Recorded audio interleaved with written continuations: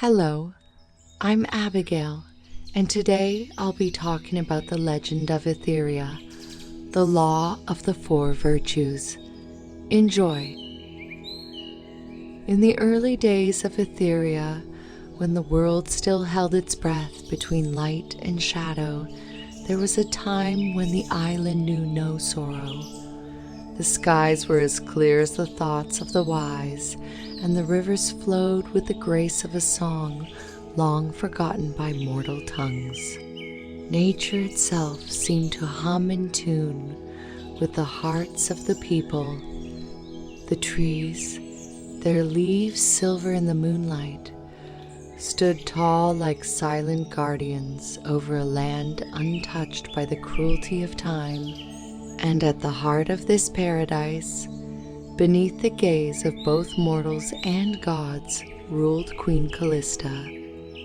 Callista's reign was not forged in the fires of conquest or the brutal games of politics, but in the quiet strength of understanding. She was chosen not by the hands of men, but by the will of the Primordials, ancient beings who had watched over Aetheria since the dawn of time. They were neither mortal nor God, but something far older, like the wind that howls through empty deserts or the ocean's tides that speak of ancient secrets. They entrusted Callista to guide Aetheria with the four virtues: courage, wisdom, compassion, and humility. The queen stood now at the top of her citadel, a grand structure built into the very bones of the island.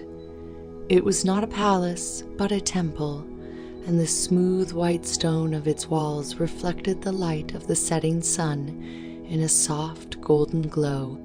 Callista leaned against a marble pillar, her gaze drifting over the land below. A soft wind stirred her hair, and with it came the scent of the sea, sharp, fresh, and alive. The horizon was vast and endless, like the possibilities she had once believed in. But today, for the first time in years, Callista felt the weight of an unseen shadow creeping over the island. Queen Callista, a voice spoke softly behind her. She turned, her expression thoughtful. Standing in the doorway of the citadel was Orion, her most trusted advisor. The old woman's face was lined with the marks of time, yet her eyes were sharp like the edge of a well-forged blade. "What is it, Orion?" Callista asked, though she already sensed the unease in her advisor's posture. "There is news from the northern villages," Orion said, stepping forward. "The barrier has weakened." Callista's heart sank, though her face remained impassive. She had felt it too. The strange shifting in the air, the subtle tremors beneath the earth, as if the island itself was trying to warn her. The barrier had protected Aetheria for generations, shielding it from the chaos that roamed the wider world. The Primordials had woven it from the very fabric of harmony, and as long as it stood, Aetheria remained a sanctuary of peace. But now that peace was crumbling, and Callista could feel the change like the first cold breath of winter creeping over her skin. "Tell me everything," she said, her voice calm but firm. Orion hesitated for a moment, her brow furrowed. "There are reports that the Primordials are weakening. Some say that their voices are no longer heard in the forests, and the rivers have slowed. The northern winds carry whispers of unrest. The crops have withered, and the people are afraid." "Afraid," Callista repeated, the word bitter on her tongue. Fear was an emotion long forgotten in Aetheria, a relic of the world beyond the barrier. But now It had returned, creeping in like a sickness, spreading through her people. What could cause this? Callista asked, her mind racing. The Primordials are ancient, Orion interrupted, her tone careful. Even they are not immune to the passage of time. Something is disturbing the balance. Something old. The Queen turned her gaze back to the horizon, her hands gripping the smooth marble railing as if searching for strength in its solid form. She had known for some time that Aetheria's tranquility was not eternal, but she had hoped, perhaps foolishly, that the island would remain untouched for just a while longer. We must summon the Primordials, Callista said after a long moment. I must speak with them. Orion nodded. I will make the arrangements. But there is more, my queen. The people. They are beginning to lose faith. They whisper of curses, of the gods abandoning us. Callista's chest tightened at the words. Faith had been the cornerstone of Aetheria, the unshakable belief that the four virtues would guide them. But now, that belief was faltering, and with it, the very fabric of the island was unraveling.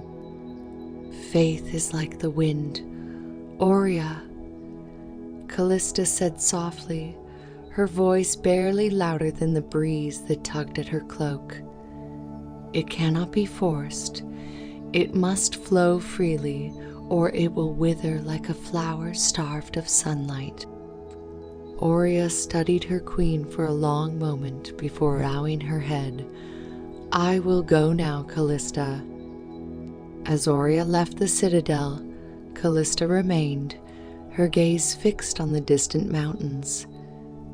The weight of her crown felt heavier than ever. She had been chosen to lead, not through power, but through her understanding of the four virtues. But how could she guide her people when the very foundation of their world was slipping away? The next day, the skies over Aetheria were veiled in a pale, thin mist, as though the island itself was holding its breath. Callista stood at the entrance of the sacred grove, the place where the Primordials could be summoned. It was a forest unlike any other, filled with ancient trees whose roots ran deep into the earth, connecting them to the soul of the island. Their bark glowed faintly, like the remnants of an eternal fire that had long since cooled but never truly died. The air was thick with the smell of damp earth and moss, a smell that carried with it the wisdom of ages long past. Callista closed her eyes, feeling the energy of the grove hum through her body, connecting her to something far older than she could ever hope to comprehend. Great Primordials, she whispered, her voice barely more than a breath. I, Callista, Queen of Aetheria, call upon you. I seek your wisdom, your guidance. The island weakens. The balance falters. I ask for your help. For a moment, there was nothing but the soft rustling of leaves, the gentle sigh of the wind through the trees. And then, slowly, the ground beneath her feet began to tremble. The trees groaned and shifted, their bark glowing brighter as if waking from a long slumber. The air grew heavy, and a voice, deep and resonant, like the rumbling of distant thunder. You call upon us, Queen Callista. Callista opened her eyes, and before her, the shadows of the trees coalesced into the forms of the primordials. They were neither human nor beast, but something in between, creatures of pure essence, their forms ever shifting like the elements they represented. The first to speak was Griffin, the primordial of courage. His form was massive, towering over the others, his wings stretched wide like the sky itself, his eyes glowing with the fire of the sun, fixed on Callista. "Why have you called us, mortal queen?" Griffin asked, his voice a low growl. "The island has thrived under your rule, yet now we feel the stirrings of doubt within you." Callista bowed her head, her heart pounding in her chest. "Great Griffon, the balance of Aetheria is faltering. The people are losing faith. The barrier weakens.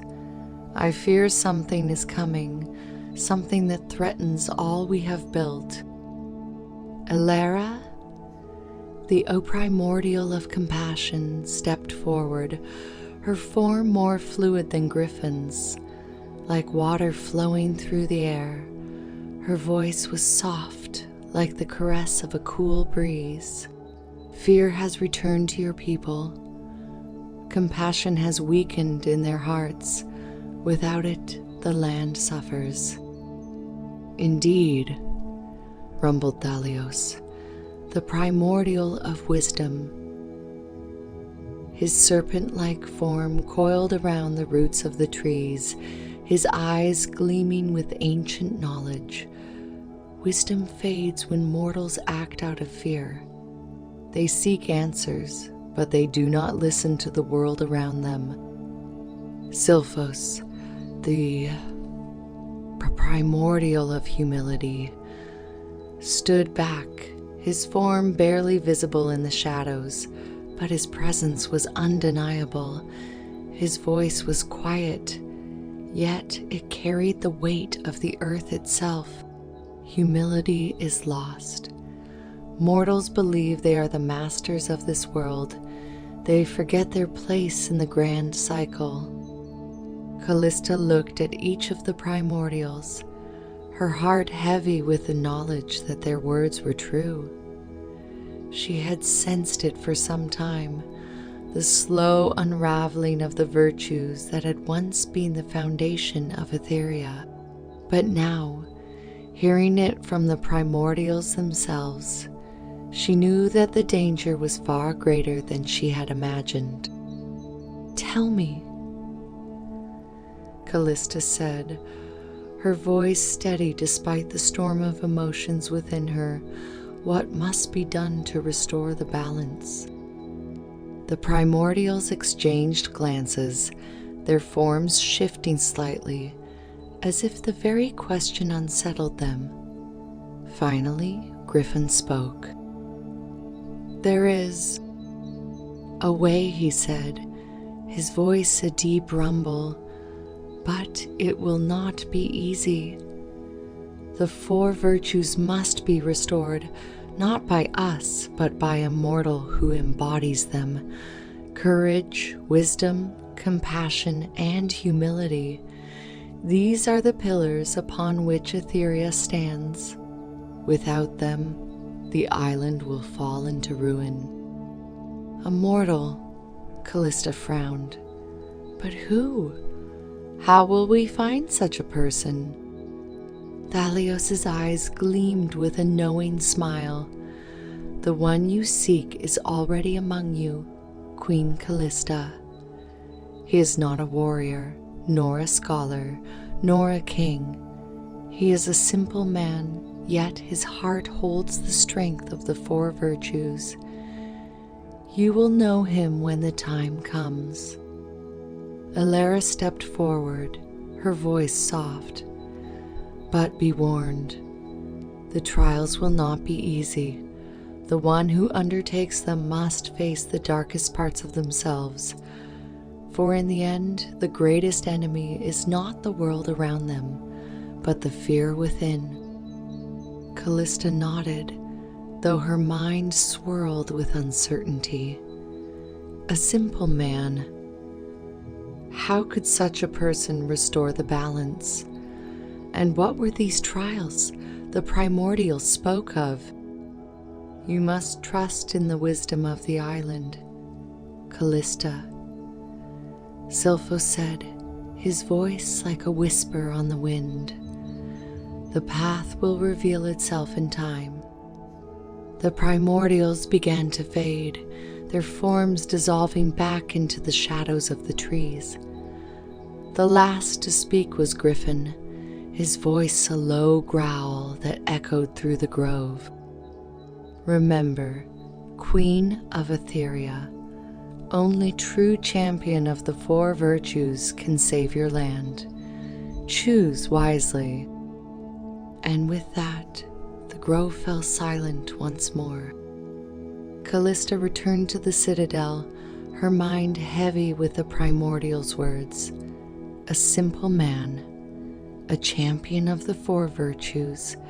She had ruled Aetheria for years, but never had she faced a challenge as daunting as this. How could she place the fate of her entire kingdom in the hands of someone so untested, so ordinary? As the days passed, Callista sent word to every corner of the island, seeking out those who might possess the qualities needed to undertake the trials. Warriors, scholars, healers, they all came to the citadel, each proclaiming their worth, but none of them felt right. Until one day, a humble farmer named Orion arrived at the gates. He was unremarkable at first glance, with rough hands from years of working the fields and a quiet demeanor that contrasted sharply with the boastful warriors who had come before him. But when Callista looked into his eyes, she saw something different. There was a quiet strength there, a deep well of resilience and humility. Orion bowed before the queen, his voice steady but humble. I am no warrior, my queen. I am not wise, nor am I bold, but if the island needs me, I will do whatever I can to help. And in that moment, Callista knew. The Primordials had spoken true. This simple man, this farmer, was the one destined to restore the four virtues and save Aetheria from the brink of collapse. Orion, she said, her voice filled with both hope and sorrow. You are the champion we have been waiting for. The trials will be dangerous and the path will be fraught with hardship, but if you are willing, you may be the one to save us all. Orion looked up at her, his eyes calm and determined. I will do whatever is asked of me, my queen. And thus, the journey began. The trials were now set in motion. Aetheria's fate rested in the hands of one humble man chosen by destiny to restore the four virtues. The sun had begun its slow descent over the horizon, casting a warm amber glow over the citadel of Aetheria. The light kissed the marble columns, turning them to gold, as though the island itself was holding on to the last moments of peace before the darkness of night settled in. Orion stood before Queen Callista, his face calm, though his heart beat with the quiet uncertainty of a man who had never sought glory. Callista watched him carefully, her mind still wrestling with the magnitude of what had just been set into motion. The humble farmer before her would carry the fate of the island on his shoulders, yet there was no trace of arrogance or fear in his eyes. He had accepted the task with a grace she had seldom seen, and it filled her with a strange sense of hope, fragile but real, like the first bloom of spring after a long winter. Orion shifted slightly, the silence between them stretching. "My queen," he began, his voice steady though soft, "I don't pretend to understand why I've been chosen. I'm no more than a simple man, but I will give all that I am for this island. I only ask, where do I begin?" Callista stepped forward, her gaze softening as she met his eyes. "The path ahead is unclear, even to me. The Primordials spoke of trials, tests of courage, wisdom, compassion, and humility. These virtues are woven into the very essence of Aetheria, and their restoration will demand not only strength, but a deep understanding of the world around you." She paused, looking out at the landscape beyond the citadel. The trees swayed gently in the breeze, their leaves whispering secrets older than time. "The island will guide you, Orion. Nature itself will be your teacher. Listen to the wind, watch the patterns in the water, and the answers will come." Orion nodded, taking her words to heart. His eyes drifted to the trees beyond the temple, their silver leaves shimmering in the fading light. "Nature speaks in a language that is quiet but constant," he murmured, more to himself than to anyone. "I will listen." Callista smiled faintly. "It is not the loudest voice that holds the most wisdom. The earth, the sky, the sea, they have seen more than we could ever know. Trust in them, and you will not be led astray." With those words, she reached into the folds of her cloak and pulled out a small, weathered scroll. Its edges were frayed, and the parchment looked as though it had been handled by generations before her. She handed it to Orion with care. "This map," she explained, "was given to me by the Primordials long ago. It does not show the path you must take, but reveals the locations of each trial. It will change as you progress, guiding you from one virtue to the next." Orion accepted the scroll, bowing his head in gratitude. As he unrolled it, he saw that the map was unlike any he had seen before. It did not show clear roads or villages, but rather ancient symbols scattered across the island like stars in a night sky. Each symbol glowed faintly, pulsing with a gentle light, as if the map itself was alive. "The first trial," Callista continued, "lies in the Valley of Shadows far to the north.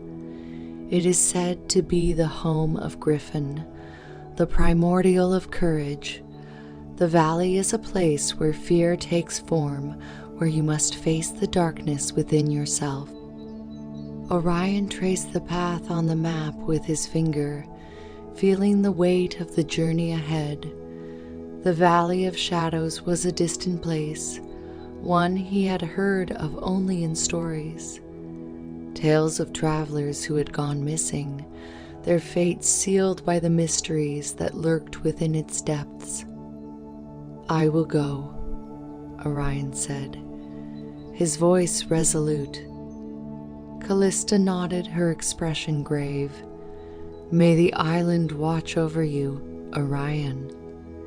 And remember, courage is not the absence of fear, but the strength to face it."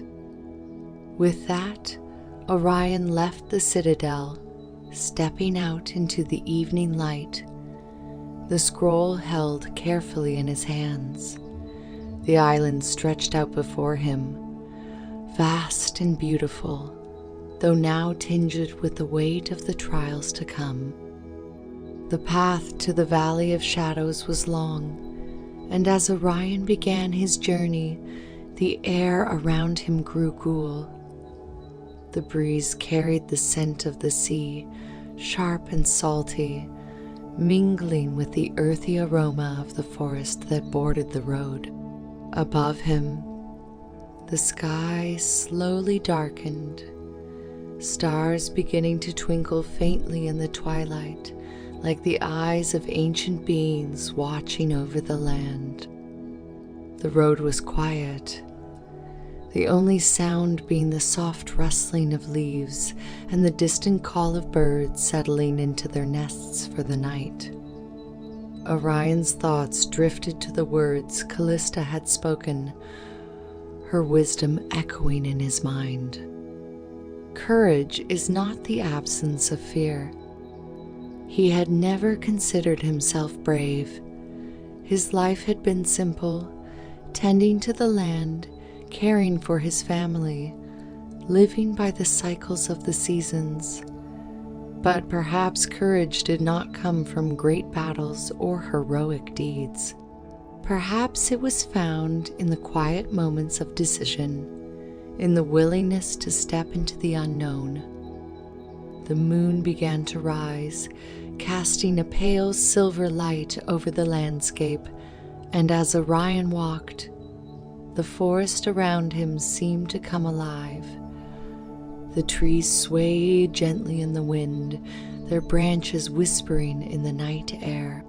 The path ahead was narrow, winding through the dense woods, but Orion felt no fear. There was something comforting about the stillness of the forest, the way the leaves murmured like old friends sharing secrets. But as the hours passed, the air grew colder and the landscape began to change. The trees became taller, their branches twisted and gnarled, casting long shadows over the ground.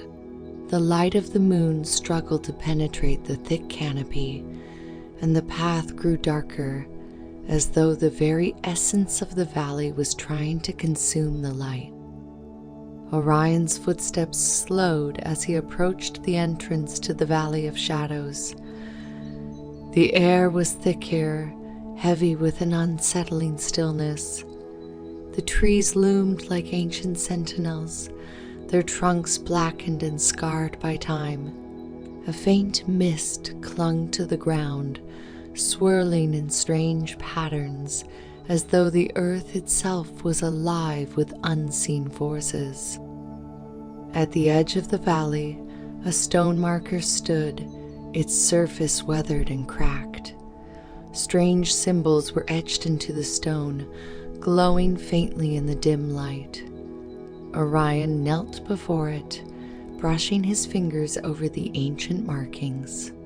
The language was unfamiliar, yet it resonated with him on a deeper level, as though the island was speaking directly to his soul. His heart quickened as he realized what lay ahead. This was no ordinary place. The Valley of Shadows was a realm where fear took form, where the mind's darkest thoughts and deepest insecurities manifested into reality. Orion stood, his eyes scanning the valley before him. The mist thickened, swirling around him, and as he stepped forward, he felt the weight of the trial pressing down on him. Every breath seemed to echo in the stillness, and the air grew colder, biting at his skin. The path into the valley was narrow, flanked by jagged rocks that seemed to rise from the earth like the teeth of some ancient beast. As he walked, the shadows around him deepened, and strange whispers began to fill the air, faint at first but growing louder with every step.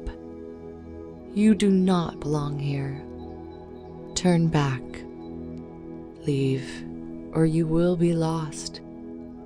Orion's heart pounded in his chest, but he pressed on, his mind focused on the words Callista had spoken. Courage is not the absence of fear.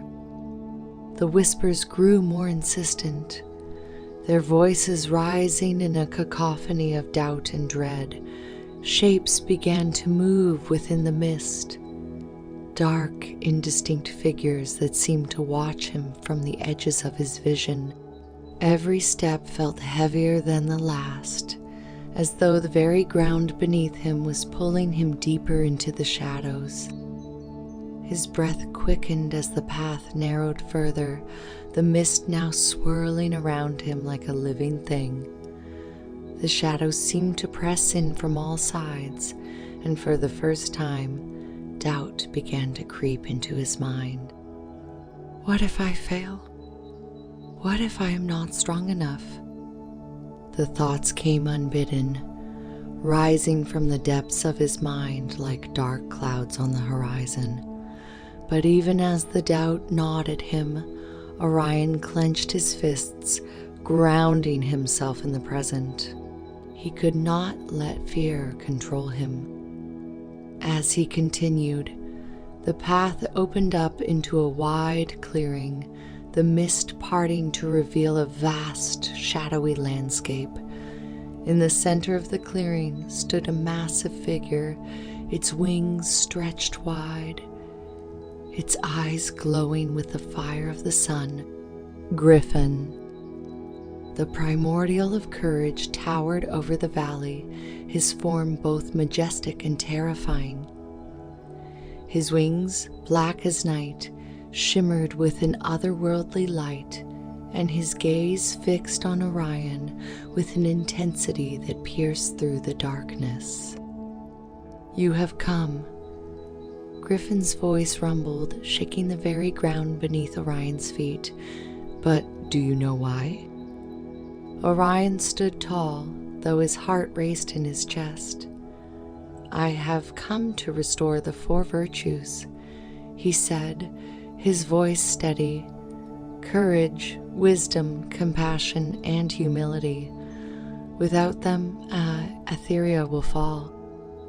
Griffin's eyes narrowed, his wings shifting slightly. And what do you know of courage? Mortal? Do you think it is? Something you can find in the heat of battle. Do you believe it is a shield against fear? Orion hesitated, unsure of how to answer. He had always thought of courage as something grand, something reserved for heroes and warriors. But now, standing before the primordial of courage, he realized that his understanding was incomplete. Courage is not the absence of fear, Orion said slowly, his voice thoughtful. It is the strength to face fear, to move forward even when everything within you wants to turn back. Griffin's eyes flashed, and for a moment there was silence. The mist around them swirled, and the shadows seemed to shift, as though the valley itself was listening.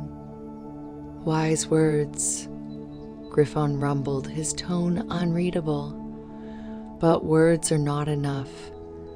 Courage must be proven, not spoken. Orion felt a chill run down his spine as Griffin spread his wings, the air around them growing heavy with the weight of the trial to come. Fear lives within every heart, Griffin said, his voice like thunder. You will face yours now. Mortal, only then will you understand the true meaning of courage. The ground beneath Orion's feet trembled, and the shadows around him deepened, rising from the earth like smoke. The air grew colder, and the whispers returned, louder now, more insistent. You are not worthy. You will fail. Orion's breath quickened as the darkness pressed in on him, the whispers gnawing at his resolve.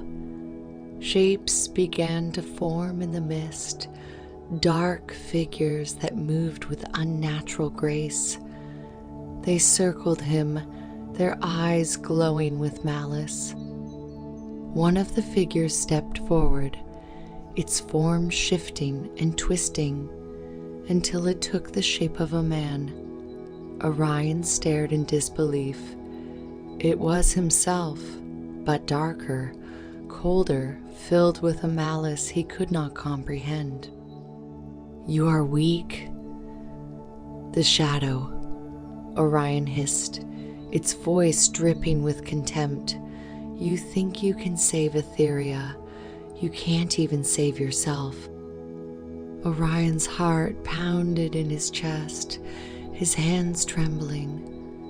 The doubt that had been gnawing at him now stood before him, a living embodiment of his deepest fears. But even as the darkness pressed in, a voice whispered in his mind, Callista's voice, clear and calm. "Courage is not the absence of fear." Orion took a deep breath, his mind steadying. He looked into the eyes of the shadow before him, meeting its gaze with unwavering resolve. "I am afraid," Orion said quietly, his voice steady, "but that does not make me weak. I'm afraid, but I will face that fear. I will not run." The shadow, Orion hissed, its form flickering, but it did not move closer. "You cannot defeat me," the shadow snarled. "I am your fear, your doubt. I am everything you hide from." Orion took a step forward, his heart pounding in his chest, but his mind clear. "I do not need to defeat you," he said calmly. "I need only to face you." With those words, the shadow faltered, its form flickering like smoke caught in the wind. The darkness around Orion seemed to lift, the air growing warmer as the light of the moon broke through the mist. Griffin watched in silence, his eyes gleaming with approval. "You have faced your fear," Griffin rumbled, his voice softer now. "You have shown courage, not in battle, but in your heart. You are worthy."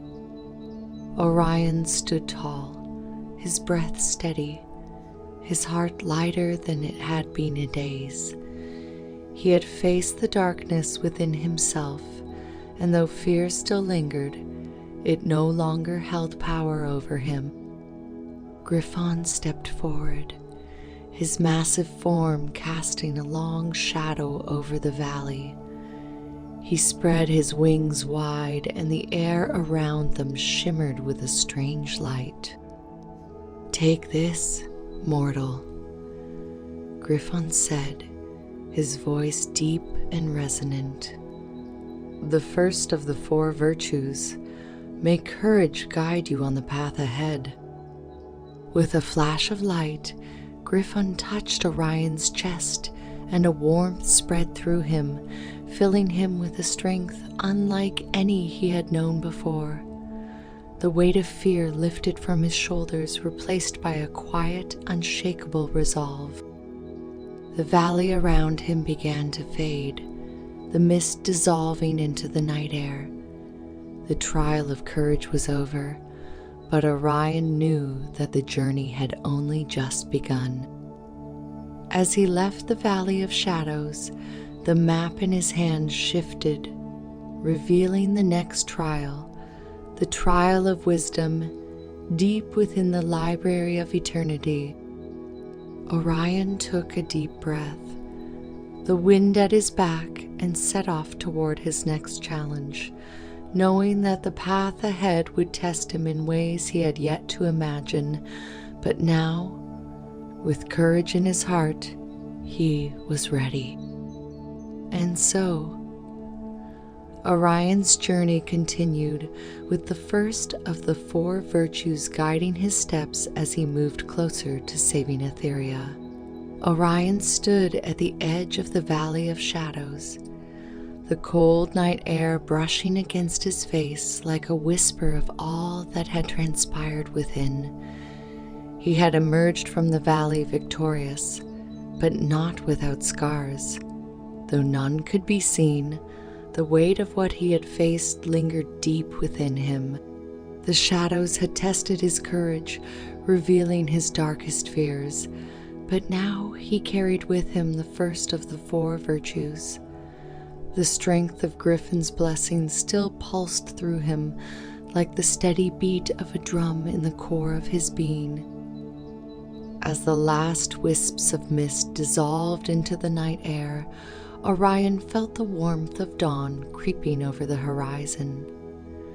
The stars began to fade, and with them, the haunting whispers of the valley behind him. Ahead lay the path to his next trial, the trial of wisdom. The map Callista had given him had shifted once more, revealing a new destination, the Library of Eternity, hidden deep within the mountains of Aetheria. Orion unrolled the ancient scroll, its surface glowing faintly in the soft morning light. The symbols etched into the parchment pulsed with a life of their own, guiding him onward. He could see it now. The jagged peaks rising in the distance, their snow-capped summits glistening under the early light of the sun. Beyond those mountains, hidden in a place where time itself seemed to slow, lay the Library of Eternity. He started walking, the path winding through the forest at the foot of the mountains. The trees here were old, their trunks wide and gnarled, like the arms of ancient giants that had long since fallen into a deep slumber. Their leaves shimmered in the early dawn, casting dapples of golden light on the forest floor. As Orion moved, he listened to the quiet rhythm of the forest, the birds awakening, the wind sighing through the leaves, the soft crunch of earth beneath his feet. Wisdom, he thought. What did it truly mean to be wise? The courage he had found in the Valley of Shadows had come from facing his fears, from standing firm in the face of doubt, but wisdom was something more elusive. It was not just knowledge, nor was it the ability to make quick decisions. It was deeper, more nuanced, like the subtle patterns in the sky or the way a river knew its course without ever having to be told. Orion's mind wandered as he walked, his thoughts weaving in and out of the trees like the wind. The path grew steeper, the forest thinning as he approached the base of the mountains. The air grew cooler, sharper, as if it carried with it the wisdom of ages long past. By midday, he reached a clearing where the trees parted, revealing the full majesty of the mountains. Their towering peaks reached into the sky, their rocky slopes streaked with snow. Orion paused, taking a moment to catch his breath and gaze up at the challenge ahead. Somewhere within those peaks lay the Library of Eternity, and with it, the Trial of Wisdom. The wind picked up as he began the ascent, swirling around him with a newfound intensity.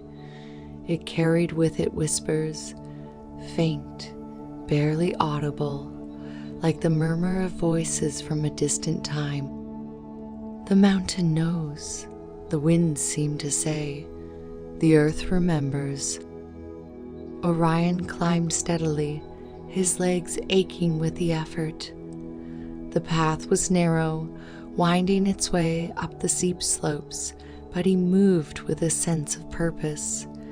The courage he had gained gave him strength, and the island itself seemed to be guiding him. The farther he climbed, the more he could feel the presence of something ancient, something beyond mortal understanding. As the sun dipped lower in the sky, casting long shadows over the mountains, Orion came to a narrow pass, a deep ravine cutting through the rock. The air was thin here, the wind howling as it rushed through the gap.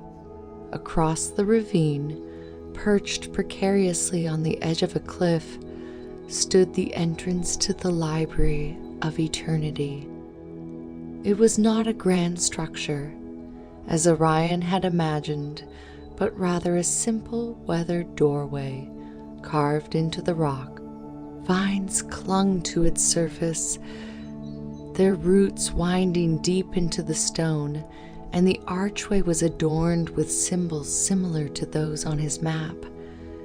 Ancient swirling patterns that seemed to shift and change as he looked at them. Orion took a deep breath and stepped forward, crossing the narrow bridge that spanned the ravine. The wind tugged at him, but he remained steady, his heart beating in time with the island's pulse. As he reached the doorway, the air grew still, and a sense of deep calm settled over him. He entered the library. Inside, the space was vast, far larger than it appeared from the outside. The ceiling stretched high above, disappearing into darkness, and the walls were lined with endless shelves of books, scrolls, and tablets. The air was thick with the scent of parchment and dust, as though the very essence of time had settled into the stone. There was no sound, save for the faint whisper of the wind that had followed him in. Orion took a few cautious steps forward, his eyes scanning the room. He had expected to find someone, perhaps a guardian of sorts, or a figure of wisdom. But the library was empty, or at least it seemed so. As he ventured deeper into the vast hall, a voice echoed softly from the shadows. Knowledge is but the seed. Wisdom is the tree that grows from it. The voice was calm, steady, yet it seemed to come from everywhere and nowhere at once. Orion stopped, his heart quickening. He turned, searching the room for the source, but saw no one. You seek wisdom, but wisdom is not found in the pages of a book. The voice continued. It is found in the spaces between words, in the silence that follows the question. Orion frowned, unsure of how to respond. Who are you? He called, his voice echoing through the empty hall. There was a long pause before the voice spoke again, softer this time. I am Thalios, the primordial of wisdom. You have come to my domain, seeking the second of the four virtues. But know this, wisdom cannot be given. It must be earned. Orion took a deep breath, steadying himself. I am ready to face whatever trial you ask of me, Thalios. The air in the library shifted as though the very walls were alive and listening. Slowly, a figure emerged from the shadows, tall and serpentine, its form coiling and twisting like smoke. Thalios's eyes gleamed with a pale light, ancient and knowing. His presence was both unsettling and comforting, like the feeling of standing on the edge of a great revelation. The primordial regarded Orion with a gaze that seemed to see beyond the surface, peering into the very depths of his soul. Wisdom is not knowledge alone, nor is it merely the ability to discern truth from falsehood, Thalios said, his voice as soft as the rustle of leaves. It is the ability to understand the consequences of one's actions, to see beyond the immediate and into the long arc of time. It is knowing when to act and when to wait. And above all, it is the humility to know that you do not have all the answers. Thalios gestured with a flick of his tail, and the library shifted around them. The shelves moved, the walls twisted, and before Orion knew it, he was standing in a narrow corridor lined with mirrors. The reflections stretched out in every direction, each one showing a slightly different version of himself.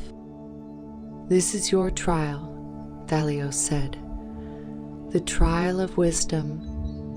Each mirror reflects a choice you could make, a path you could take. Some paths will lead to knowledge, others to folly, but only one will guide you to true wisdom." Orion's eyes flicked from one mirror to the next, his mind racing. Each reflection seemed to pull at him, beckoning him to step closer. In one, he saw himself standing before a crowd of people, delivering a speech with confidence and authority. In another, he saw himself walking through a forest, alone but at peace. In yet another, he was seated at a grand table, surrounded by scholars and wise men, discussing matters of great importance. He took a step forward, but then hesitated. Which path was the right one? How could he know? "Remember," Thalios's voice echoed in the corridor, "wisdom is not found in the obvious. It is found in the quiet moments of reflection, in the space where certainty fades and questions arise." Orion closed his eyes, calming his mind. He had learned in the valley of shadows that fear could cloud judgment, but now he realized that certainty could do the same. If he focused only on the reflection that seemed most appealing, he would miss the deeper meaning of the trial. He opened his eyes and stepped forward, but instead of choosing one of the mirrors, he walked to the end of the corridor where the light was dimmest and the reflections were faint. In the final mirror, he saw nothing but his own reflection, simple, unadorned. No grand speeches, no triumphs, no accolades. He reached out and touched the surface of the mirror. The glass rippled beneath his fingers, and as it did, the corridor around him dissolved into light. The mirrors faded, leaving only the soft glow of the library's shelves, and Thalios appeared once more. "You have chosen wisely," the primordial said, his voice filled with quiet approval. "The path of wisdom is not always marked by greatness or certainty. Sometimes it is found in the simplicity of understanding oneself." Orion nodded, feeling a weight lift from his shoulders. He had expected the trial to test his intellect, to challenge his mind with puzzles or riddles, but instead it had been a test of his ability to see beyond the surface, to recognize that true wisdom was not about knowing the right answer, but about understanding the deeper currents that shaped each choice. Thalios coiled around him, his serpentine form shifting like a breeze through tall grass. "You have earned second of the 4 virtues. May wisdom guide you as courage has, and may you continue to seek understanding in all that you do. A soft light enveloped Orion, and he felt the warmth of Thalios's blessing settle within him as steady and comforting as the earth beneath his feet. The trial of wisdom was complete. As the light faded, Orion found himself once again standing at the entrance to the Library of Eternity, the mountains stretching out before him. The map in his hand shifted once more, revealing the location of his next trial, the trial of compassion. The path to the forest of sorrow lay ahead, and though the road would be difficult, Orion now carried both courage and wisdom with him. He felt the island's pulse within his very soul, guiding him onward. He set off once more, the wind at his back, the knowledge of what he had gained deep within his heart. With each step, the island whispered its ancient wisdom, and Orion, humble and strong, moved ever closer to the next trial, knowing that the road to saving Aetheria was far from over. Orion stood at the edge of the mountains, where the cold, thin air still carried the faint echoes of the trial of wisdom. Thalios's words lingered in his mind, as though the ancient Primordials' voice had woven itself into the very fabric of the island. Wisdom was not the end of questions, but the beginning of understanding. The ability to see the world in all its complexity, to recognize that no single answer could ever fully capture the truth. As the sun rose higher in the sky, casting a warm golden glow over the land below, Orion unrolled the map once more. The island, ever shifting and alive, had revealed his next destination, the forest of sorrow, where the trial of compassion awaited him. The map showed the way forward, a path winding through the low hills and valleys that stretched toward the heart of Aetheria. The forest lay far to the west, beyond the tranquil lakes and rolling plains that had once been symbols of Aetheria's harmony. Orion's breath mingled with the cool mountain breeze as he set off, his steps steady and sure. Courage and wisdom guided him now, but the next trial would be different. He had faced his fears and his doubts, learned to see beyond the surface, but compassion, that was something deeper, something that required him to not only understand, but also to feel. The land gradually changed as he descended from the mountains. The rocky terrain gave way to softer earth, the wind carrying with it the scent of pine and damp moss. The air felt heavier, filled with the quiet hum of life, the rustling of leaves, the distant murmur of a river, the soft songs of birds that flitted through the trees. Each sound blended into the next, creating a symphony that was both soothing and bittersweet. Orion knew that the Forest of Sorrow was not named lightly.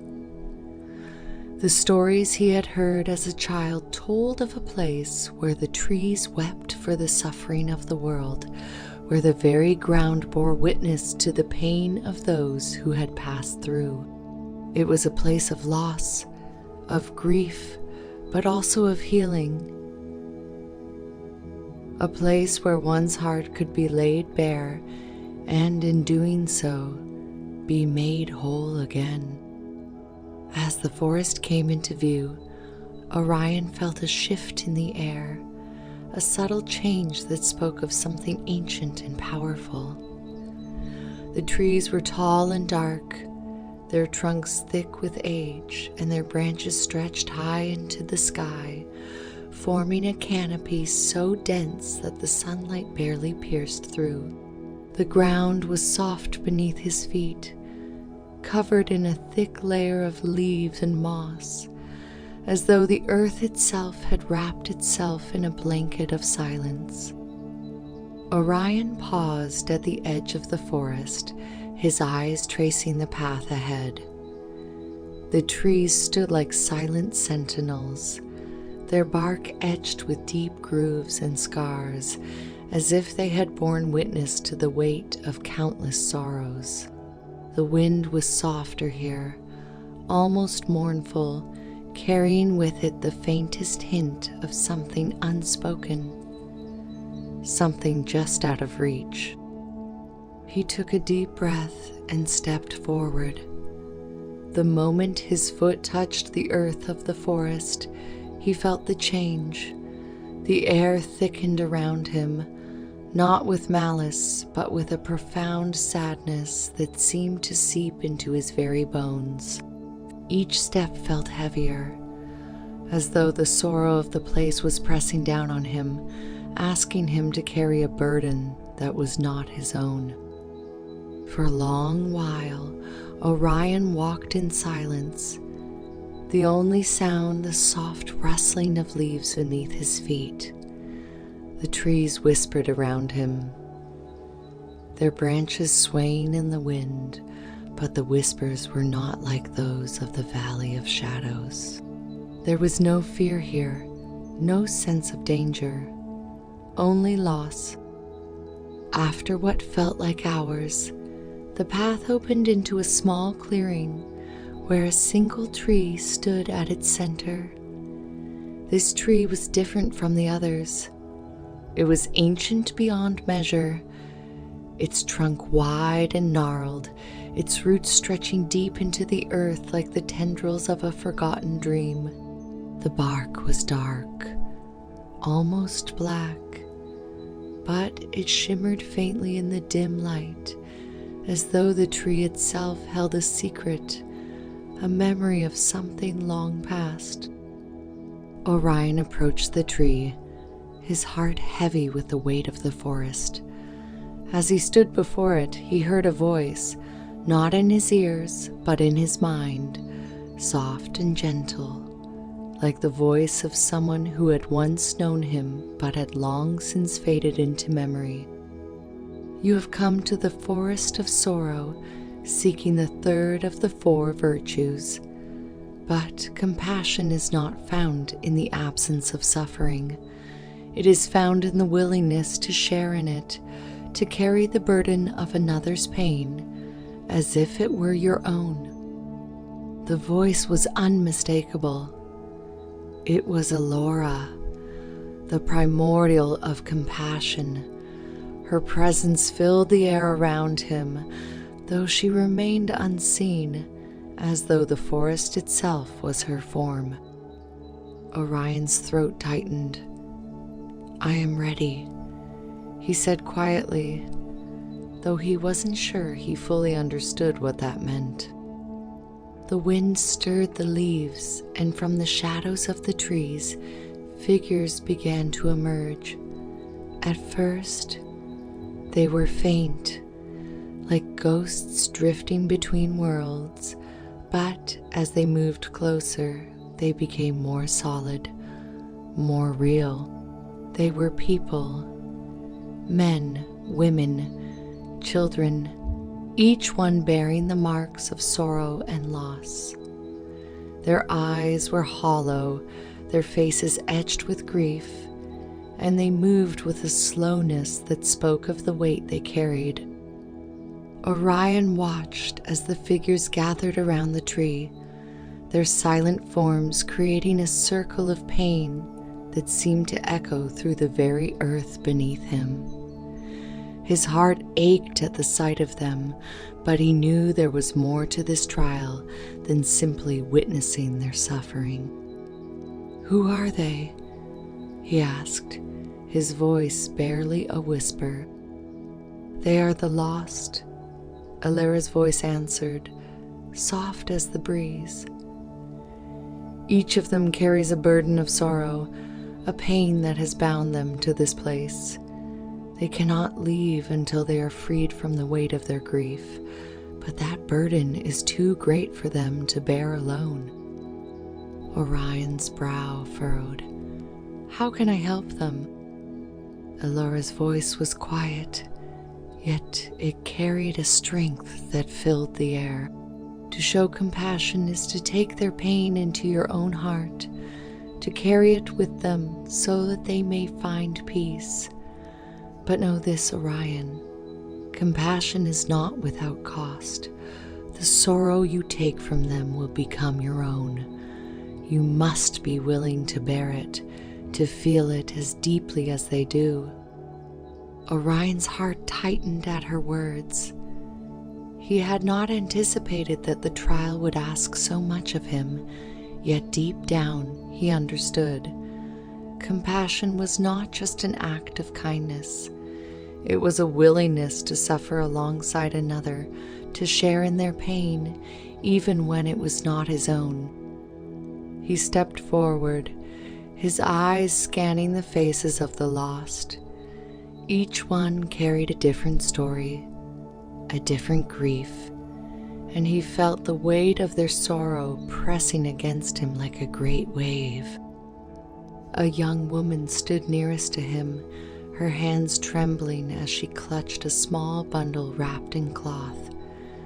Her face was pale, her eyes downcast, and when Orion met her gaze, he saw the depth of her suffering. The loss of something precious, something irreplaceable. Orion knelt before her, his heart heavy with empathy. What happened? He asked gently, though the question seemed almost unnecessary. The answer was written in every line of her face, in the way her body bent under the weight of her sorrow. The woman's voice was barely more than a whisper. My child. I lost her. She was so small, so fragile, and I could not save her. The ache in her voice pierced through Orion, and he felt a sharp pain in his chest, as though her grief had settled inside him.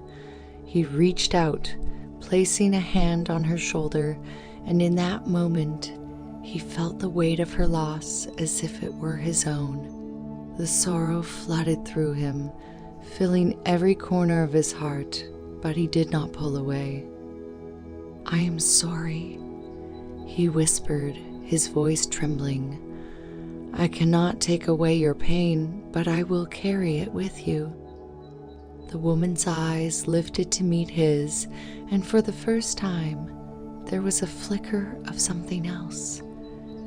Something lighter, though faint, like the first breath of spring after a long winter. She did not speak, but her hand tightened around his, and in that moment, he knew that the burden of her sorrow had lightened, if only slightly. One by one, Orion moved among the lost, each one carrying a different sorrow, a different story of loss. An old man whose family had perished in a fire, a young boy who had been abandoned, a mother who had lost her way in the world. Each one shared their grief, and each time, Orion felt the weight of their sorrow settle deeper into his own heart.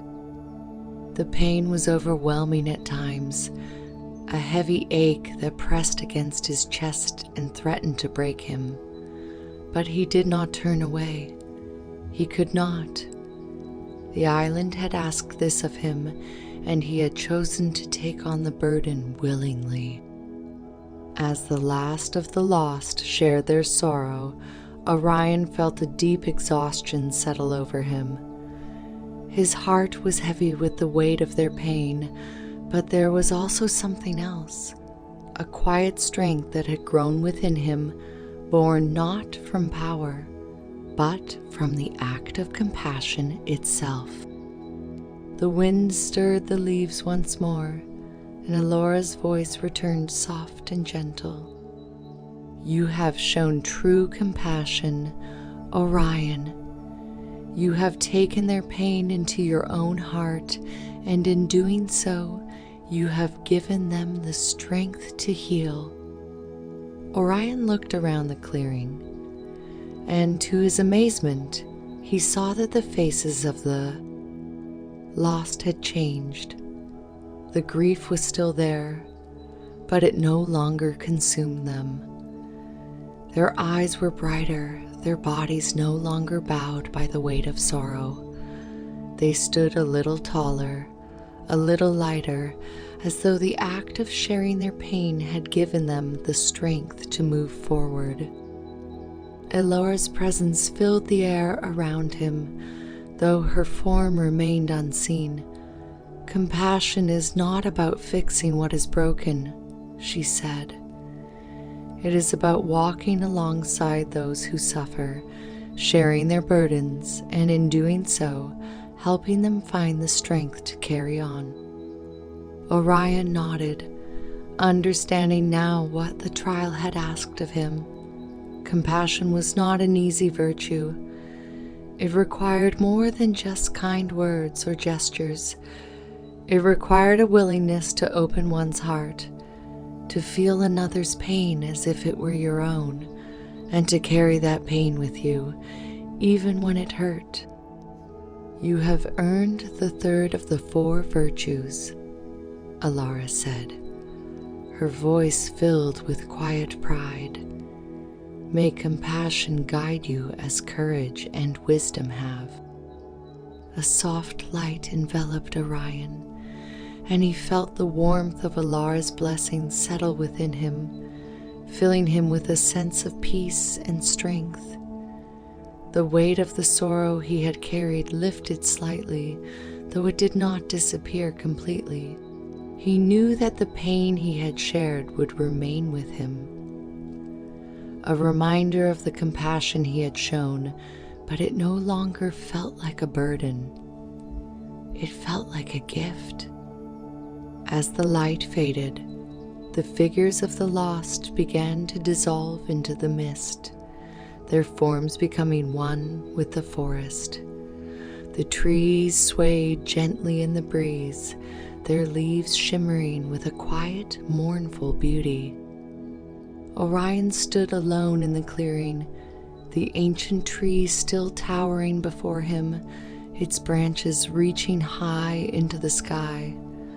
The forest was silent now, but it was a different kind of silence, one filled not with sorrow, but with a quiet hum of life moving forward. The map in his hand shifted once more, revealing the location of the final trial, the trial of humility. Orion took a deep breath, feeling the weight of the journey ahead. The trials had tested his courage, his wisdom, and now his compassion.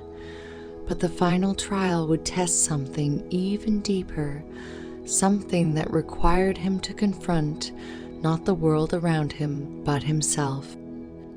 With the blessings of Griffin, Thalios, and Alara guiding him, Orion set off toward the final trial, knowing that the end of his journey was near.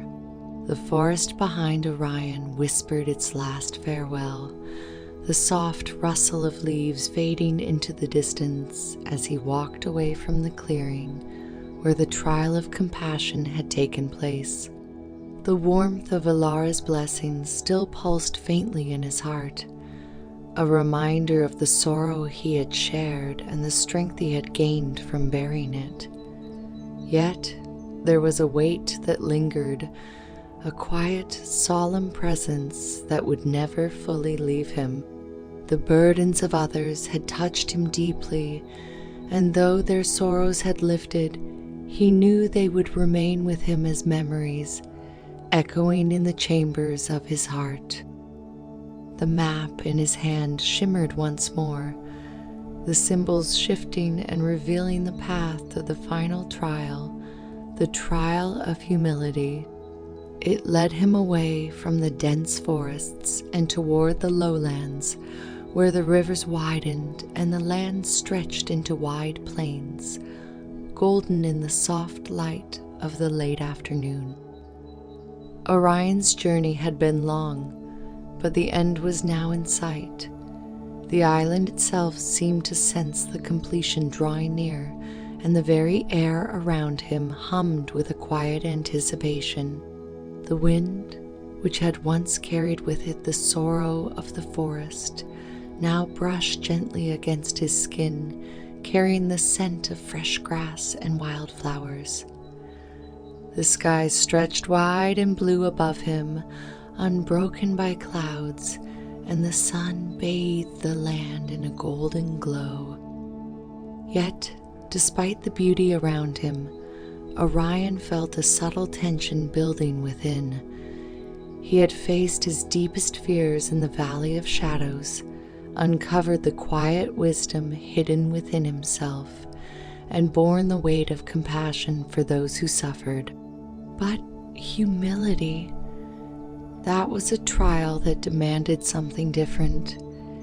He had learned that courage, wisdom, and compassion required an open heart and a clear mind. Humility, though, required one to set aside the very qualities that often made a person feel strong or virtuous. It required one to be small, to recognize the limits of one's power and knowledge. Orion continued walking, his thoughts heavy with the challenge that lay ahead. He reached the edge of the plains as the light of day began to fade, the horizon turning shades of amber and violet. The map guided him toward a small village, tucked away at the edge of a wide, shimmering river. It was a humble place, far removed from the grandeur of the trials he had faced so far. The houses were simple, made of stone and wood, their thatched roofs blending into the landscape as though they had grown from the earth itself. As Orion approached, he noticed how still the village was. There were no signs of life, no villagers tending to crops or children playing in the streets. Instead, a deep, pervasive silence hung over the place, as though it had been abandoned long ago. He walked through the village, his footsteps echoing in the emptiness, until he reached the center where a small stone well stood. A single figure was seated on its edge, hunched over with an air of quiet contemplation. Orion slowed his approach, sensing that this person was not a villager, but someone, or something, much older and wiser. The figure raised its head slowly, revealing the face of a man, weathered and lined with age. His eyes were deep and clear, like still water reflecting the sky, and his long white hair fell in soft waves over his shoulders. Despite his age, there was a quiet strength about him, as though he carried the weight of many lifetimes, yet bore it lightly. Orion stopped a few paces away, unsure whether to speak first. The man met his gaze and smiled faintly, as though he had been expecting him all along. "You've come to the end of your journey," the old man said, his voice gentle but firm, like the murmur of a river flowing steadily over stones. Orion nodded, still uncertain of the man's identity. "I have," he said. "I've come to face the final trial." The old man stood slowly, brushing the dust from his simple robes. "And do you know what this trial asks of you?" Orion hesitated, his thoughts swirling with uncertainty. "I know it is the trial of humility," he said, his voice cautious. but I do not yet understand what I must do." The old man nodded, his expression thoughtful. Humility is a strange thing. It is not something that can be taken or given, nor is it something you can claim for yourself. It is the quiet recognition of your place in the world, not as lesser, but as equal to all things. It is knowing that your strength and your wisdom, no matter how great, are but threads in the vast tapestry of existence. He gestured to the village around them, his hand sweeping across the empty streets and silent houses. This village was once filled with life, with people who believed themselves to be masters of their own destiny. They built their homes, tended their crops, and lived as though the world beyond their borders did not exist. They believed their strength came from their isolation, their ability to control their own lives without interference. The old man sighed, his eyes filled with a quiet sadness. But they forgot one simple truth. No one is truly alone. No one is the center of the world. We are all connected, bound by the same forces of life and death, joy and sorrow. The moment they forgot that, their village began to fade. Now, all that remains are echoes. Orion listened carefully, his heart heavy with the weight of the old man's words. "What happened to them?" he asked softly. "They disappeared," the old man said, his voice tinged with sorrow. "One by one, they vanished, leaving nothing but their empty homes. They believed themselves separate from the world, but in doing so, they severed their connection to life itself." Orion felt a chill run through him, not from fear, but from the realization of what the old man was saying. He had come to the village expecting to face a trial of physical or mental challenge, but instead he was being asked to confront something deeper, something within himself. The old man turned to face him fully, his eyes gleaming with the wisdom of countless years. The trial of humility is not about proving your strength or your worth. It is about letting go of the need to prove anything at all. It is about recognizing that your journey, no matter how grand, is but one part of a greater whole. He stepped closer to Orion, his gaze steady and kind. "Are you ready to let go?" Orion swallowed hard, the weight of the question pressing against him. He had faced challenges that tested his courage, his wisdom, and his compassion. But this was different. It was not about overcoming something external.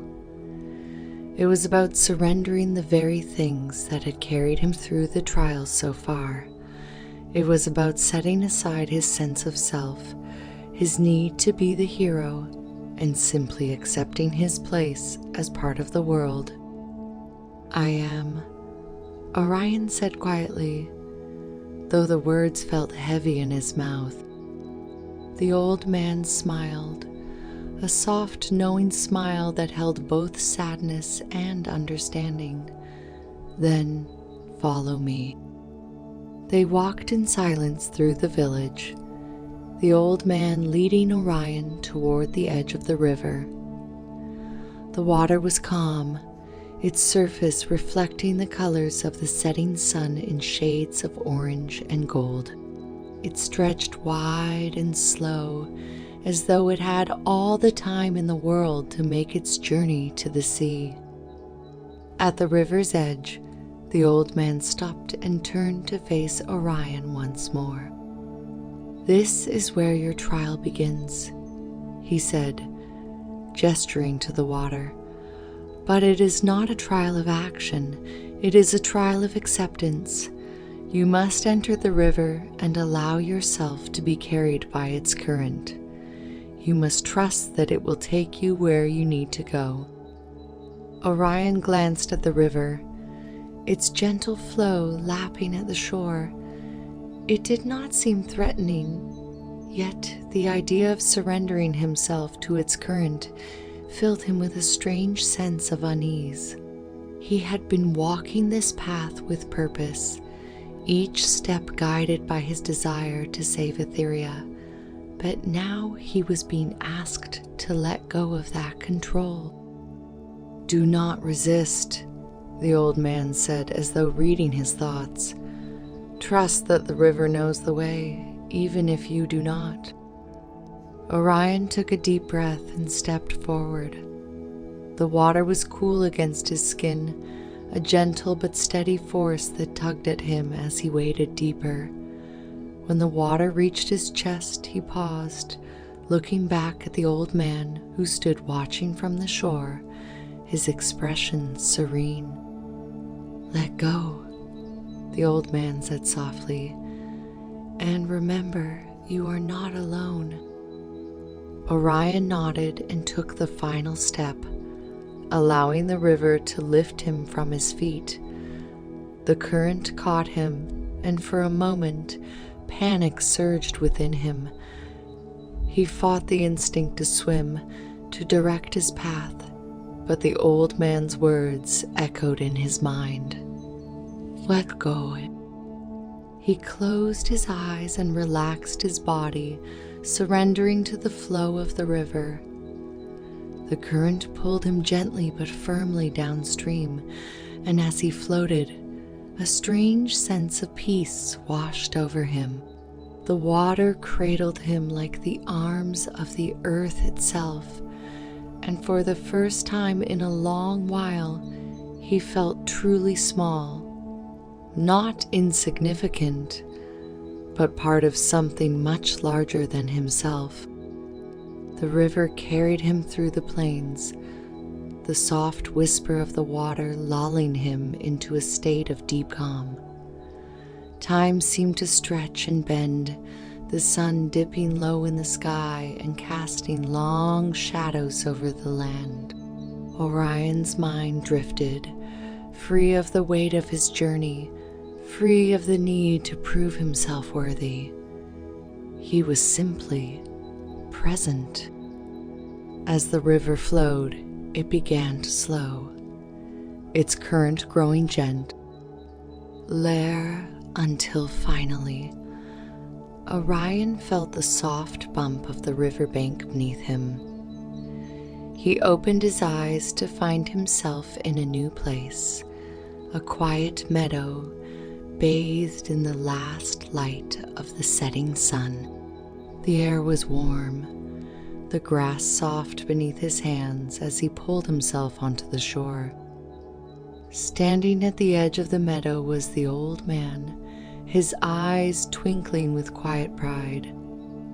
"You have completed the trial," the old man said, his voice filled with warmth. "You have shown that true humility is not about lowering yourself, but about recognizing that you are part of the world, not above it." Orion stood, his heart light and his mind clear. The final virtue had been earned, not through strength or knowledge, but through the simple act of letting go. He had trusted in the world, trusted in the river, and in doing so, he had found his place within it. The old man stepped forward, placing a hand on Orion's shoulder. Humility is not a burden to be carried. It is a gift, a reminder that we are all connected, all equal in the eyes of the world. With that, a soft light enveloped Orion, and he felt the warmth of the old man's blessing settle within him, as gentle and steady as the flow of the river. The final trial was complete. The map in his hand shifted once more, revealing the path back to the citadel of Aetheria, where Queen Callista awaited him. The journey was over, but the lessons he had learned, the courage, the wisdom, the compassion, and the humility, would guide him for the rest of his life. As Orion set off toward the horizon, the wind whispered through the trees, and the island itself seemed to breathe with the quiet satisfaction of a world that had been set right once more. Orion walked through the quiet meadow, the warmth of the old man's blessing still resonating in his chest. The river behind him whispered softly, its waters carrying him far from the village of the vanished, far from the old man and the trial of humility. As he continued his journey, the sun began to dip lower in the sky, casting long shadows that stretched over the plains, and the sky above shifted from gold to deep purple, streaked with the last hints of fading light. The map in Orion's hand shimmered, and he saw the path laid out before him, leading back to the citadel of Aetheria, where Queen Callista awaited him. The journey had been long, and the trials had tested every part of him, from his deepest fears to his understanding of compassion, wisdom, and humility. And now, as the island called him back, he felt the weight of all he had learned pressing gently upon him, not as a burden, but as a guide, shaping his thoughts and his heart. The island seemed to breathe with him, its pulse in rhythm with his own steps. The wind carried the scent of wildflowers and fresh grass, and the earth beneath his feet was soft, as though it had been waiting for him to return. The birds sang their evening songs, their melodies rising and falling in harmony with the natural world, and Orion felt a deep sense of connection with everything around him. As he walked, he thought of the trials he had faced.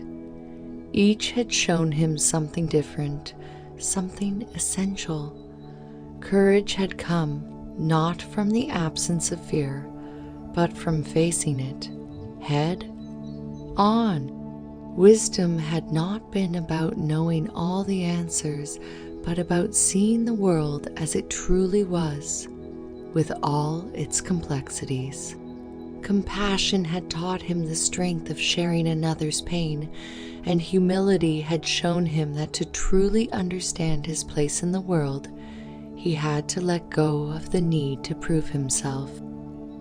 Now, with each step toward the citadel, Orion felt those lessons deepen, weaving themselves into the very fabric of his being. He was not the same man who had set out on this journey. He had grown, not in power, but in understanding.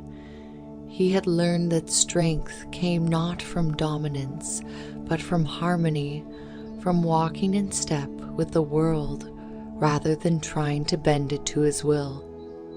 The citadel of Aetheria came into view as the sun dipped lower, its silhouette rising against the darkening sky.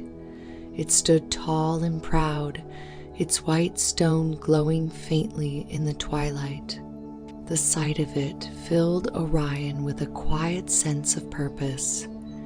He was close now, closer than ever to fulfilling the task he had been given. But as he approached, he felt a new weight settle over him. Not fear, but an awareness that his journey was not yet complete. The wind shifted, and Orion heard the faintest whisper, like a voice carried on the breeze. It was familiar, a sound he had not heard since the beginning of his journey. He paused, listening carefully, and then he heard it again, clearer this time. Orion. the voice called softly. He turned toward the sound and saw a figure standing at the edge of the citadel's courtyard, bathed in the golden light of the setting sun. It was Queen Callista, her robes flowing gently in the evening breeze, her face calm but her eyes filled with a quiet intensity. Orion approached her, his heart steady but his mind racing with thoughts of everything that had transpired since he had last stood in her presence. "You have returned," Callista said, her voice gentle but filled with an underlying tension, "and I can see that the four virtues are now a part of you, but I also sense that your journey is not yet finished." Orion nodded, understanding the truth of her words. "I have faced the trials, each one teaching me something I did not know I needed to learn. But there is still something more, isn't there?" Callista's gaze softened, and she gestured for him to follow her. Together, they walked toward the entrance of the citadel, the grand stone pillars casting long shadows across the courtyard as the last rays of sunlight faded. "There is always something more, Orion," she said quietly. "The trials you faced were not only to restore the balance of Aetheria, but to prepare you for the final task that lies ahead.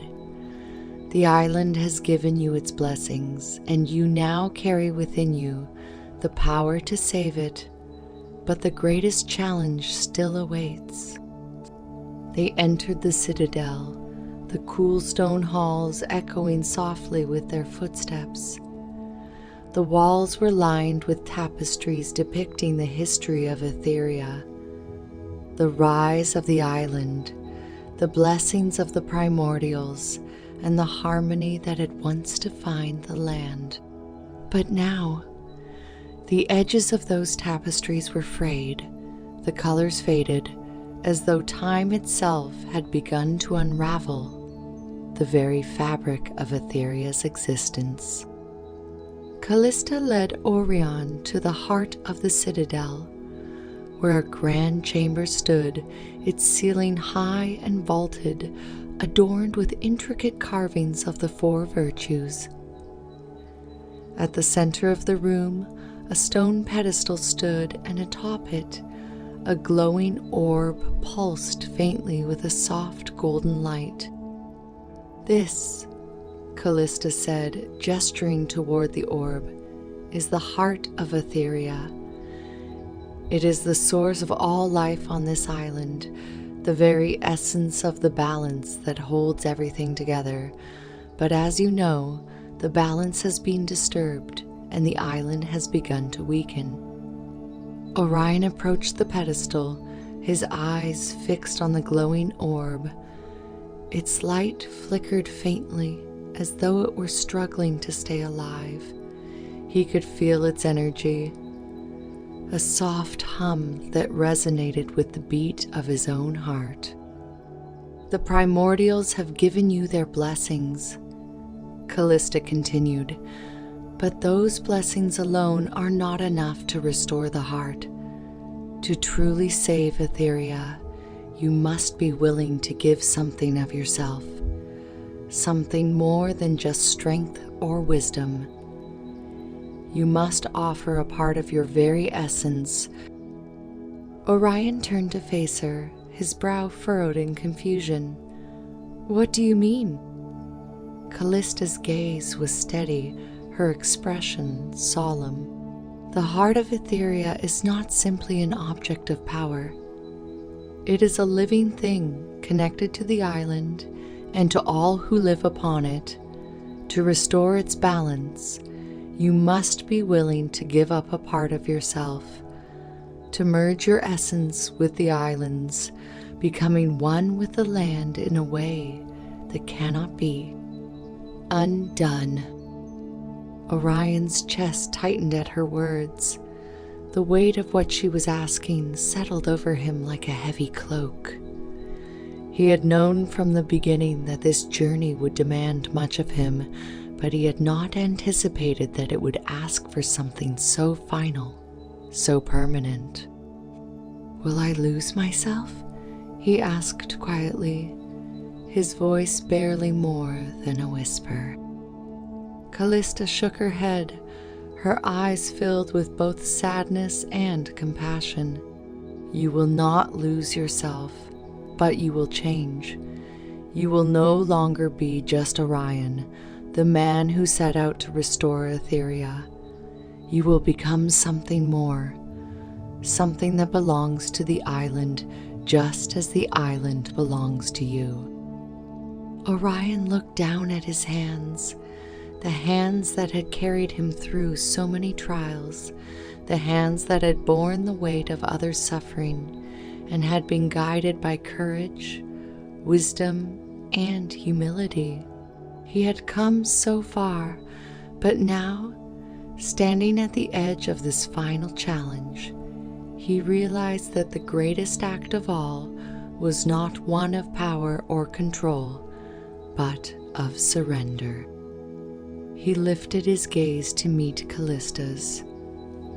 "I will do it," he said firmly, though his heart trembled with the enormity of what he was about to offer. "If it will save Aetheria, I will give whatever is needed." Callista stepped closer, placing a hand on his arm. "You are brave, Orion, and you are wise. But remember, this choice is yours alone. The island does not demand it of you. It is an offering, a gift that only you can choose to give." Orion nodded, his mind clear now. "I choose to give it." Callista's eyes glistened with unshed tears, though her smile was soft and filled with pride. "Then step forward and place your hands on the heart of Aetheria." Orion turned toward the glowing orb, its light flickering faintly in the dim chamber. He could feel its energy pulsing in rhythm with his own heartbeat, as though the island itself was waiting for him, calling him to merge with it in a way that would restore the balance. He took a deep breath, his hands trembling slightly, and then, with steady resolve, he placed his palms on the surface of the orb. The moment his skin touched the glowing light, a wave of warmth surged through him, flooding his body with a sense of peace and connection that he had never known before. The energy of the island flowed into him, mingling with his own essence, and in that moment he felt himself becoming one with the land, the rivers, the trees, and the sky. He could feel the heartbeat of Aetheria, slow and steady, as though it were a living thing wrapped around his very soul. The wind whispered through his mind, carrying with it the voices of the Primordials, of Griffon, Thalios, and Alara, their blessings now a part of him forever. The light of the orb grew brighter, pulsing with life, and Orion felt something within him shift. It was as though a part of him was being given to the island, a part that could never be taken back. But instead of fear, he felt only peace, a deep understanding that this was his purpose, his place in the world. He was not losing himself. He was becoming something more. The light surged, filling the chamber with a golden glow, and in that moment, Orion felt the balance of Aetheria begin to restore itself. The island, once fractured and weakened, now pulsed with life and energy, its heart beating in time with his own. When the light finally faded, Orion stood in the center of the chamber, his hands still resting on the now glowing heart of Aetheria. he felt changed, stronger, but also more connected, as though he had become part of the very fabric of the island itself. Callista stepped forward, her eyes filled with awe and reverence. "It is done," she whispered. "You have restored the heart." Orion turned to face her, and though he felt the weight of what he had given, he also felt lighter, freer than he had ever been.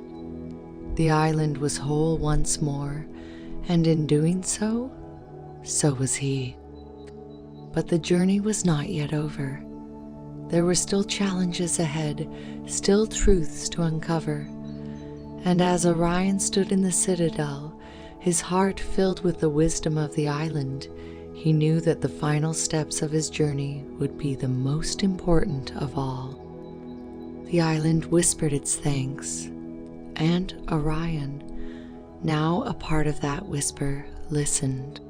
Orion stood in the heart of the citadel, the faint glow of the island's restored heart still illuminating the chamber with its golden light. The warmth of the heart of Aetheria pulsed through his veins as if the island itself had woven its lifeblood into his own. For a long moment, everything around him seemed to still. The quiet hum of the stone beneath his feet, the breath of the wind through the corridors. It all felt like part of a grand symphony, and he was now a single note within its endless melody. Queen Callista remained beside him, her gaze fixed on the heart, her eyes reflecting the light like a sea, mirroring the sky at dusk. She had watched the entire ritual unfold, the merging of Orion's essence with the island, and now there was an unmistakable reverence in her expression. "Orion," she said softly, her voice as gentle as the breeze that swept through the citadel. "You have done more than anyone could have asked. The island is in harmony once more because of your sacrifice." Orion turned to face her, feeling both the weight of her words and the new lightness within himself. There was a sense of completion, of having fulfilled the destiny that had brought him this far. Yet, as much as the heart of Aetheria now thrummed with life, there was still a shadow lingering at the edge of his thoughts, a subtle tension, like the faintest note of discord in an otherwise perfect song. "Is it truly over?" he asked, his voice low though steady. "The trials, the balance, has it all been restored?" Callista's eyes softened, and she shook her head slowly, a trace of sadness in her gaze. "The island breathes again, and for that we owe you everything. But there is still one more truth you must face, one last step before your journey is complete." Orion frowned slightly, though not out of fear. He had expected that his path would demand more from him, even after giving so much already. It was not in the nature of such journeys to end with a single act of sacrifice. "What must I do?" he asked. Callista gestured for him to follow her, her robes trailing behind her as she led him out of the chamber and back through Citadel's halls. The light outside had deepened into the soft glow of twilight, casting long shadows across the white stone. The wind carried with it the scent of the sea, mingling with the earth and the wildflowers that dotted the landscape. As they stepped outside, the citadel's high walls stretched behind them, and the view before them opened to the vast expanse of Aetheria. The island, renewed by Orion's efforts, lay in quiet harmony beneath the fading light of the sun. The rivers shimmered like veins of silver, winding through the forests and plains, and the mountains stood tall in the distance, their peaks catching the last rays of the day. "The island is alive," Callista said, her voice thoughtful as she looked out over the land. "But life is not only made of harmony. It is made of change, of the endless cycles of growth and decay, of creation and destruction. You restored the balance, Orion, but now you must understand what that truly means." Orion followed her gaze, taking in the beauty of the island. He had seen it through many different lenses on his journey. Through fear, through wisdom, through compassion. Now, standing here with the weight of his trials behind him, he felt the depth of those lessons in a way he hadn't before. "Change," he echoed. "What does the island need from me now?" Callista turned to him, her expression both serious and kind. "It needs you to face the truth of your journey. To understand that balance is not a state that can be held forever, but something that must constantly be renewed. The island has been saved from the brink of collapse, but there is a deeper force at work, one that has not yet revealed itself." Orion felt a stirring in his chest, a recognition of what she was saying, even though he could not fully grasp it yet. The shadow he had felt earlier, the faint sense of something unresolved, grew more pronounced.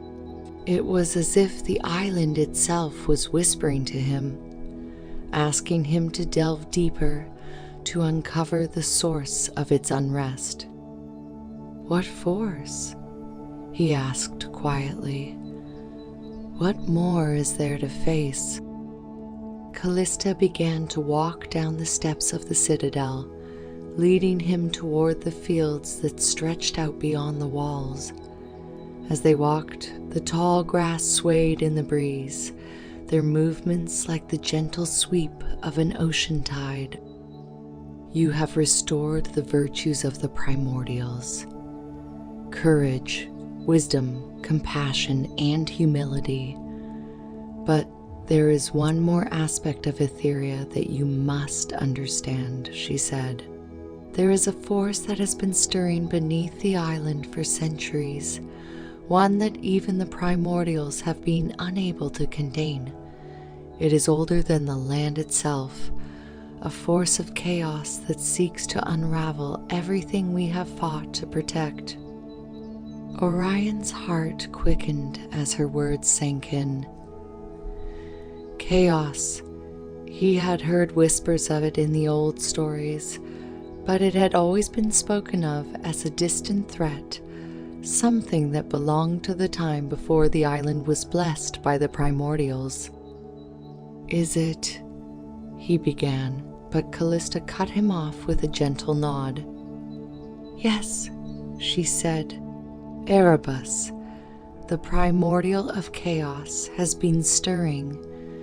His influence has already begun to seep into the island, weakening the very foundation of the balance.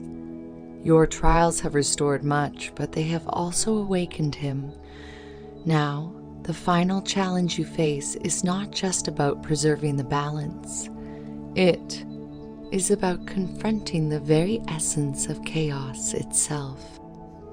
Orion's breath caught in his chest, but it was not fear that gripped him. It was understanding. All along, his journey had been preparing him for this moment. The trials, the sacrifices, the virtues, they had given him the tools to face the ultimate challenge. "How do I find him?" Orion asked, his voice steady but filled with urgency. Callista turned to face him fully, her eyes bright with both warning and trust. "Erebus does not exist in a single place. Chaos is not something you can see or touch. It exists in the spaces between, in the cracks where the order of the world begins to falter. But he will find you, Orion, for chaos seeks out those who carry the light of balance. And when he does, you must be ready. Orion met her gaze, the weight of her words settling over him like a mantle of responsibility. I will face him, he said, his voice resolute. I will protect Aetheria. Callista gave him a small, sad smile.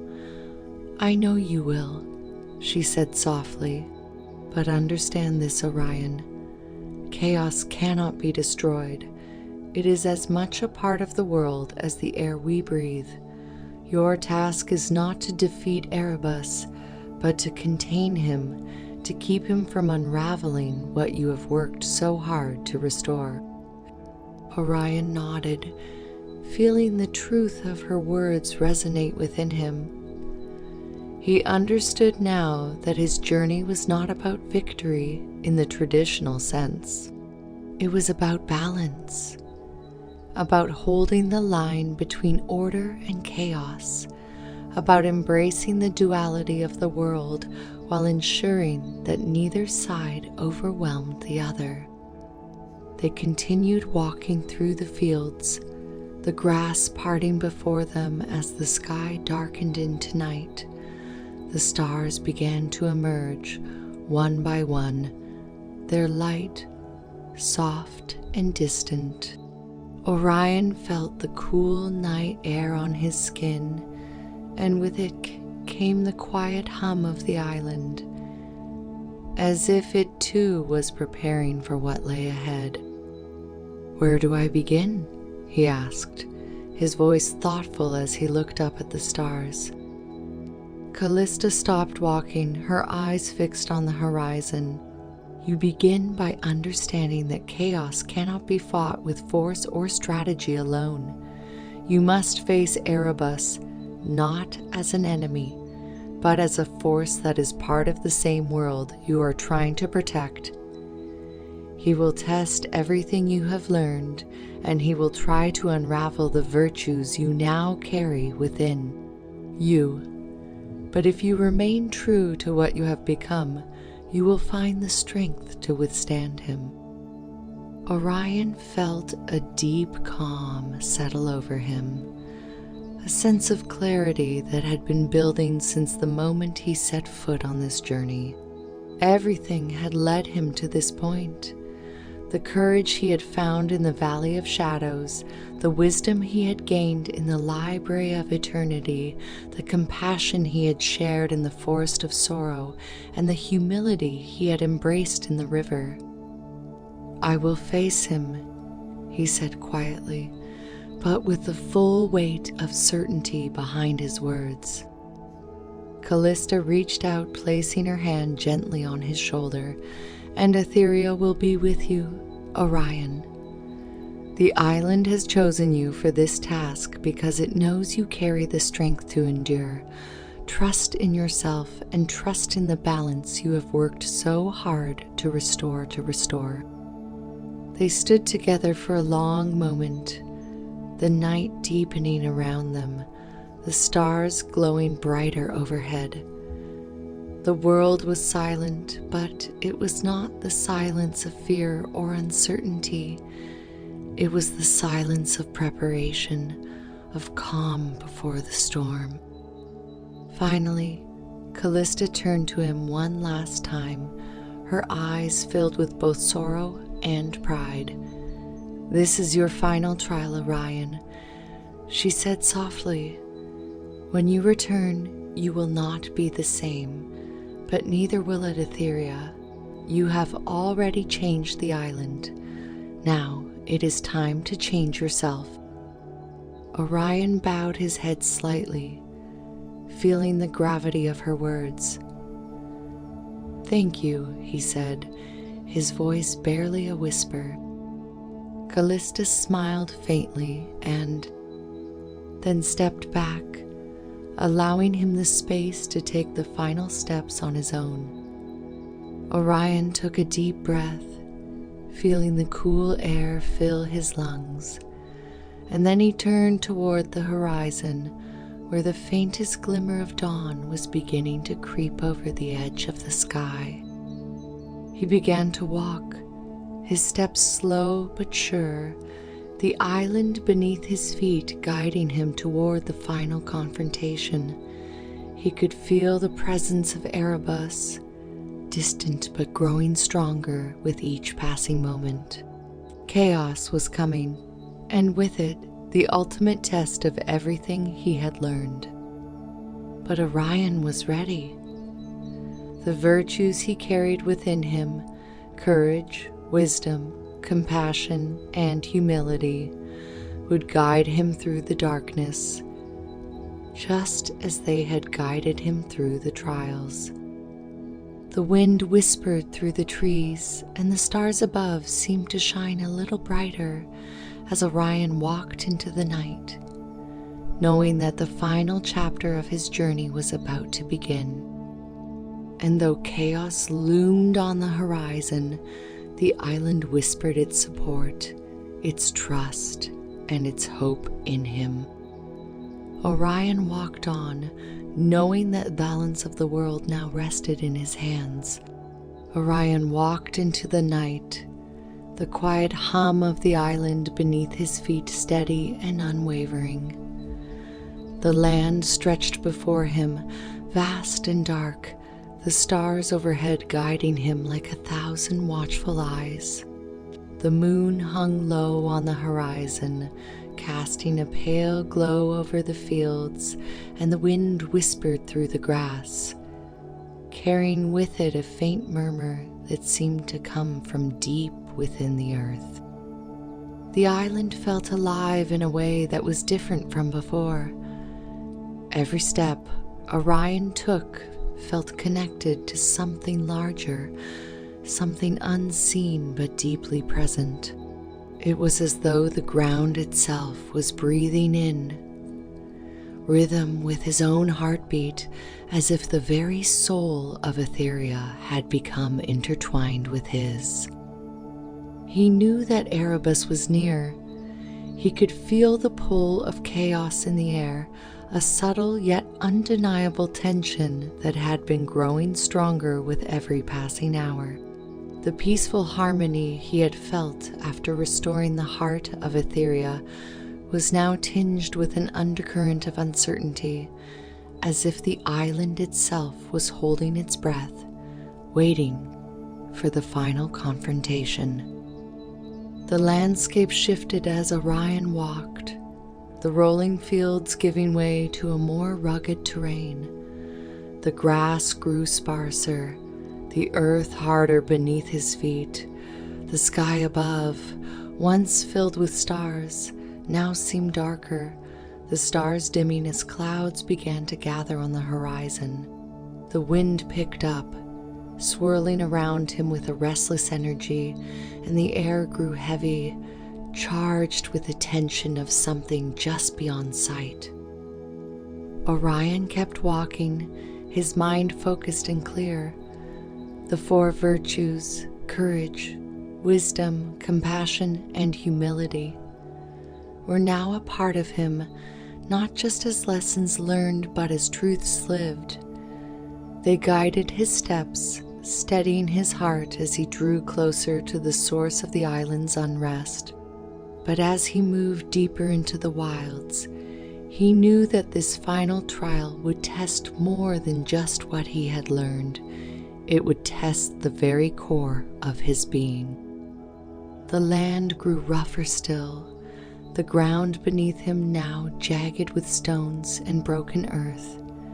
In the distance, he saw a shadow rising against the dark sky, a mountain, its peak shrouded in swirling clouds. Lightning flashed in the distance, illuminating the rugged cliffs for just a moment before plunging the landscape back into darkness. Orion paused, his breath catching in his chest as he took in the sight. The mountain loomed large and foreboding, its sheer cliffs rising like the teeth of some ancient beast. This was where he would face Erebus, the primordial of chaos. This was where the final trial would begin. As he stood at the base of the mountain, the wind howling around him, Orion felt a presence, a dark, heavy energy that seemed to wrap itself around the land, twisting and bending it with invisible hands. Chaos was here, not in the form of something he could see or touch, but as a force that seeped into every crack and crevice of the world, distorting the natural order. The clouds above thickened, swirling into a vortex of shadow and light. Lightning flashed again, and this time it struck the peak of the mountain, splitting the sky with a deafening crack. The air hummed with power, and Orion knew that Erebus was waiting for him. He began his ascent, climbing the jagged rocks with steady determination. The mountain was steep, the path treacherous, but Orion moved with purpose, his body and mind in perfect sync with the rhythm of the island. The higher he climbed, the more the wind roared, whipping around him like a living thing, trying to pull him back, trying to throw him off course. But Orion pressed on. The lessons of his journey, the virtues he had gained, anchored him to the earth, even as the forces of chaos sought to unseat him. Every step was a reminder of what he had learned. Courage in the face of fear, wisdom in the face of uncertainty, compassion in the face of suffering, and humility in the face of power. The path grew narrower as he climbed, the rocks slick with rain that had begun to fall in sheets. The mountain trembled beneath him, and the wind howled louder, carrying with it whispers, dark, insidious voices that seemed to come from the very stones themselves. "You are not strong enough," the voices hissed. "You cannot face him. Chaos will consume you, as it has consumed everything before you." Orion clenched his jaw, pushing through the storm. The voices were lies, attempts to break him, to make him doubt what he had become. But doubt had no place here. He had faced his fears in the Valley of Shadows, and he would not be undone now. Finally, after what felt like hours, Orion reached the summit. The peak of the mountain leveled off into a wide plateau, the ground cracked and broken, as if the very earth had been torn apart by some great force. The wind roared in his ears, and the sky above churned with swirling clouds, lightning flashing in violent bursts.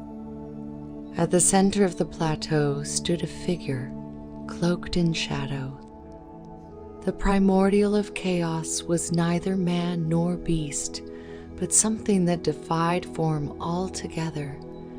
His body shifted constantly, one moment solid, the next dissolving into tendrils of smoke and darkness.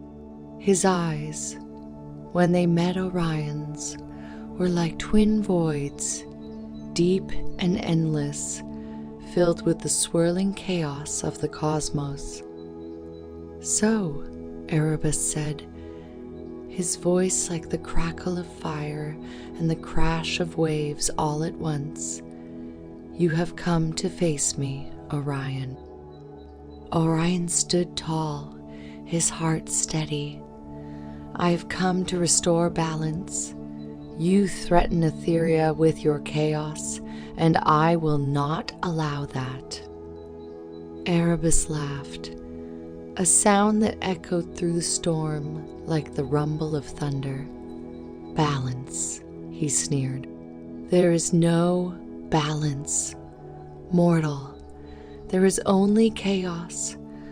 The world was born from chaos, and it will return to chaos in the end. You think you can stop me? You, a mere mortal who has walked in the shadow of the Primordials for only a brief time?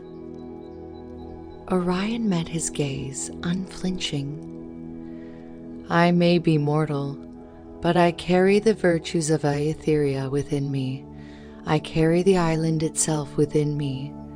And I know that balance is not about erasing chaos, but about holding it in check, about ensuring that it does not overwhelm the order of the world. Erebus's form shifted again, growing larger, his dark tendrils stretching out like the arms of a great beast. You think you can contain me? He growled, his voice rising in fury. I am the force that moves the stars, that stirs the seas. I am the chaos that drives creation and destruction alike. You are nothing against my power. Orion felt the weight of Erebus's words pressing down on him, the raw force of chaos swirling around him like a storm. But even as the world seemed to bend and twist under Erebus's influence, Orion stood firm, rooted to the earth, his mind clear. Chaos is a part of life, Orion said, his voice calm and steady.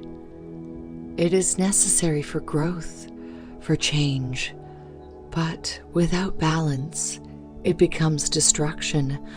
I am not here to destroy you, Erebus.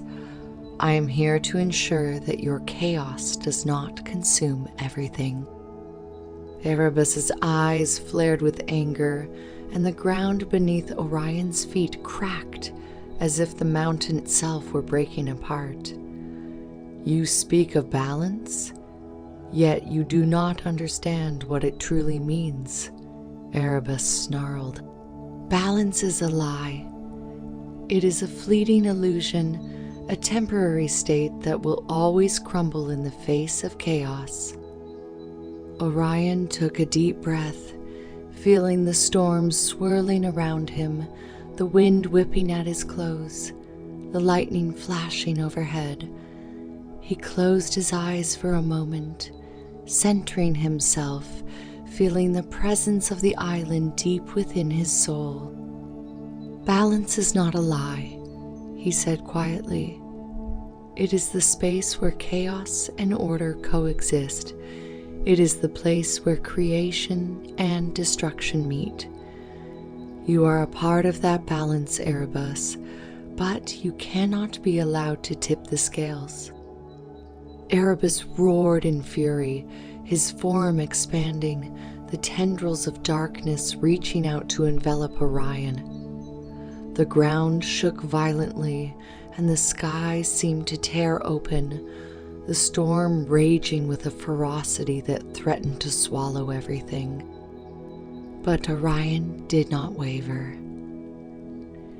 He stood tall, his hands steady at his sides, his heart filled with the virtues that had guided him through every trial: courage, wisdom, compassion, humility. They anchored him, grounding him in the truth of what he had learned. As Erebus's darkness reached for him, Orion raised his hand, and a soft golden light began to emanate from his chest. The light of the heart of Aetheria, the light of the balance he had restored. The tendrils of chaos recoiled as the light grew stronger, and Erebus hissed in pain, his form shifting and writhing as the golden glow pushed back against the darkness. You cannot defeat me, Erebus screamed, his voice cracking with rage. I am eternal. Orion's voice was calm, unwavering. I am not here to defeat you, Erebus. I am here to remind you of your place. You are a part of the world, just as I am, but you cannot be allowed to destroy it." With those words, the light of the heart surged, filling the entire mountaintop with its golden glow. The storm above began to break, the clouds parting as the light pushed through, and the ground beneath Orion's feet steadied. Erebus let out one final roar, his form dissolving into the swirling darkness, until at last there was nothing left but the soft hum of the wind and the gentle light of the stars above. Orion stood alone on the mountaintop, the silence of the night settling around him. The storm had passed, the chaos contained, and the island was once again at peace. He took a deep breath, feeling the calmness of the earth beneath his feet, the steady rhythm of the island's heartbeat. Erebus had not been destroyed, but he had been subdued, his chaotic force brought back into balance with the order of the world. Orion knew that this balance would not last forever, that chaos would always seek to tip the scales, but for now, he had done what was needed. He had restored Aetheria, and the island, in turn, had restored him. As he began his descent from the mountain, the stars overhead twinkled softly, and the wind carried with it a sense of peace, a reminder that even in the face of chaos, balance could be found. Orion smiled to himself, knowing that his journey was not yet over, but that the hardest part was now behind him. The island had been saved, and the world, for a moment, was in harmony once more. Orion began his descent from the mountain, his body weary, but his heart light. The air was cool against his skin, and the wind that had once howled with the fury of chaos was now a gentle breeze, whispering softly through the trees that dotted the lower slopes. The sky above had cleared, revealing a blanket of stars stretching endlessly across the heavens. It was as if the island itself had breathed a deep sigh of relief, the tension of Erebus's presence finally fading into the night. With each step, Orion felt the land beneath him return to its natural rhythm, as though the pulse of Aetheria had slowed, regaining the calm and balance that had been momentarily disrupted. The storm was gone, but its memory lingered in the scent of rain on the air, in the coolness that clung to the stones underfoot. The mountain, once a place of turmoil, now stood still and proud, its jagged cliffs reflecting the soft glow of the moon. He moved carefully down the rocky path, mindful of the uneven terrain, but his thoughts wandered, replaying the confrontation with Erebus in his mind. The primordial of chaos had not been destroyed, but contained, subdued. Yet Orion knew that chaos was not something that could ever truly be vanquished. It was an integral part of the world, just as essential as the virtues he now carried within him.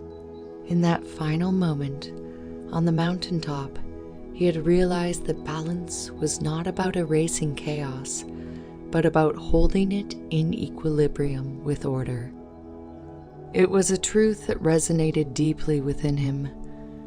He thought of the 4 virtues that had guided him: courage, wisdom, compassion, and humility, and understood that they too were in constant balance with the darker forces of fear, ignorance, cruelty, and pride. To live in harmony was to acknowledge both light and shadow, to accept the inevitability of change, of struggle, and to remain grounded in the midst of it all. As he neared the base of the mountain, the landscape began to soften. The jagged rocks gave way to rolling hills, their grassy slopes bathed in the silver light of the moon. The wind carried the scent of wildflowers and the distant murmur of a river flowing somewhere in the valley below. It was a peaceful scene, a stark contrast to the chaos that had gripped the island only hours before. Orion paused for a moment, standing at the edge of the path, and gazed out over the valley. The world felt vast and infinite before him, a tapestry of life unfolding under the stars. He had been part of this island all along, even before he understood it. And now, having faced its trials, having walked through its shadows and light, he felt more connected to it than ever. A soft voice broke the silence, one he hadn't expected but was somehow not surprised to hear. "You did well, Orion." He turned to see Queen Callista standing a short distance away, her figure illuminated by the pale glow of the moon.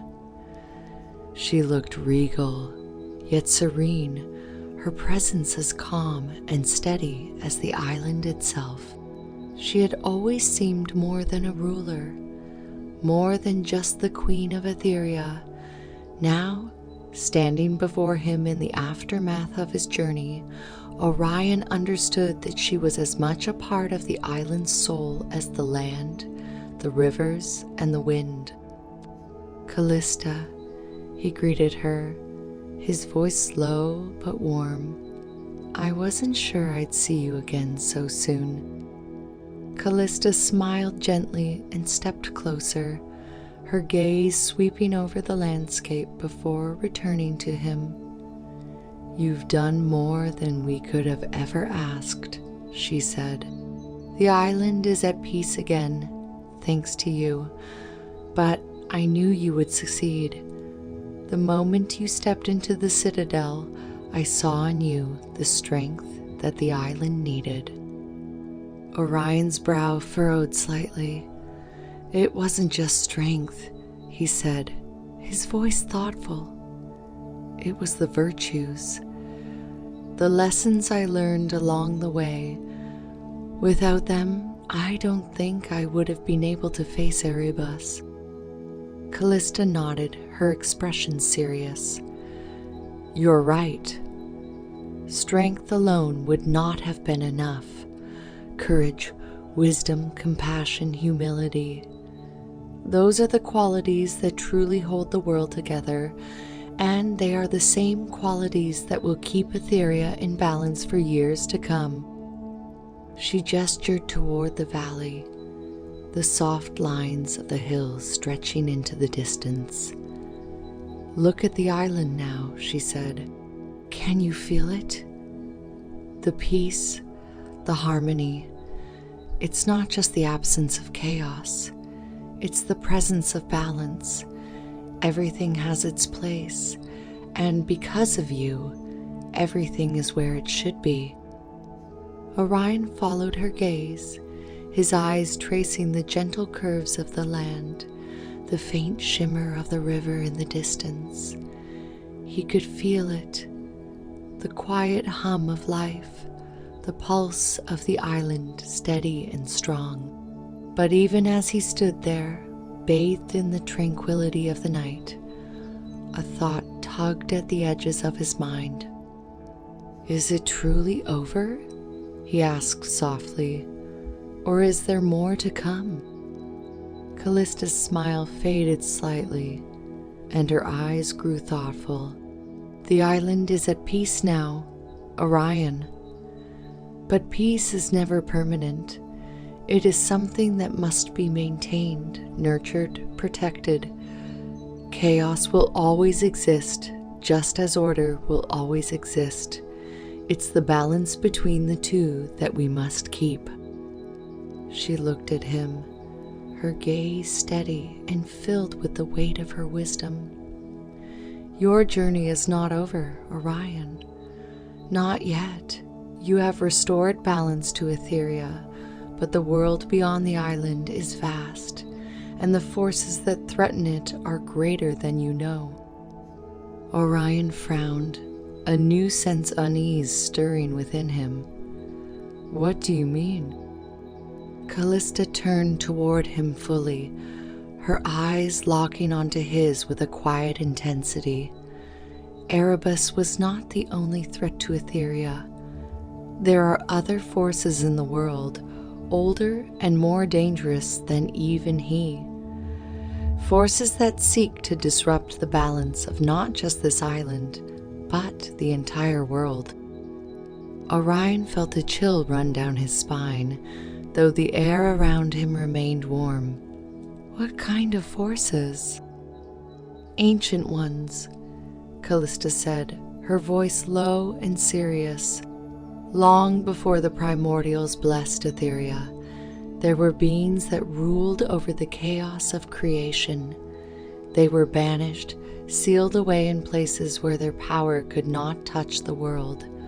But the seals are weakening, and their influence is beginning to seep back into the land. Orion's heart quickened at her words. He had thought that Erebus was the greatest threat he would ever face, but now it seemed that his journey had only scratched the surface of a much larger conflict. How do we stop them? He asked, his voice steady but filled with urgency. Callista's expression softened, and she reached out, placing a hand gently on his arm. We don't stop them alone. You won't be facing this new threat on your own, Orion. The island will stand with you, as will I, but this battle will not be fought in the same way as the trials you faced. She stepped back, her hand falling to her side as she looked up at the stars. The forces that are stirring cannot be defeated by strength or even by the virtues you now carry. They must be understood, faced with the same balance you have brought to Aetheria. Chaos and order are not enemies. They are two sides of the same coin. The challenge ahead will require you to navigate that delicate line, to hold the world in balance, even as those forces seek to tip it. Orion stood in silence, his mind absorbing her words. It was a new kind of trial, one that demanded not just action, but understanding, patience, and above all, balance. He had been prepared for a final confrontation, but now he saw that the path ahead would require something even more profound. An ongoing commitment to maintaining the harmony he had fought so hard to restore. I'll do whatever it takes, he said, his voice quiet but resolute. Callista turned to him, her eyes filled with both gratitude and pride. I know you will, she said softly. You are the island's protector now, Orion, and the world needs protectors more than ever. For a long time, they stood in silence, the night settling around them like a gentle embrace. The wind whispered through the grass, and the stars above seemed to watch over them, their light steady and unwavering. It was a moment of peace, but Orion knew it was also a moment of preparation. Finally, Callista spoke again, her voice soft and thoughtful. The island has given you much, Orion, but now it is time for you to give back to the world, to the balance that sustains us all. Orion nodded, understanding her words on a deeper level than he had before.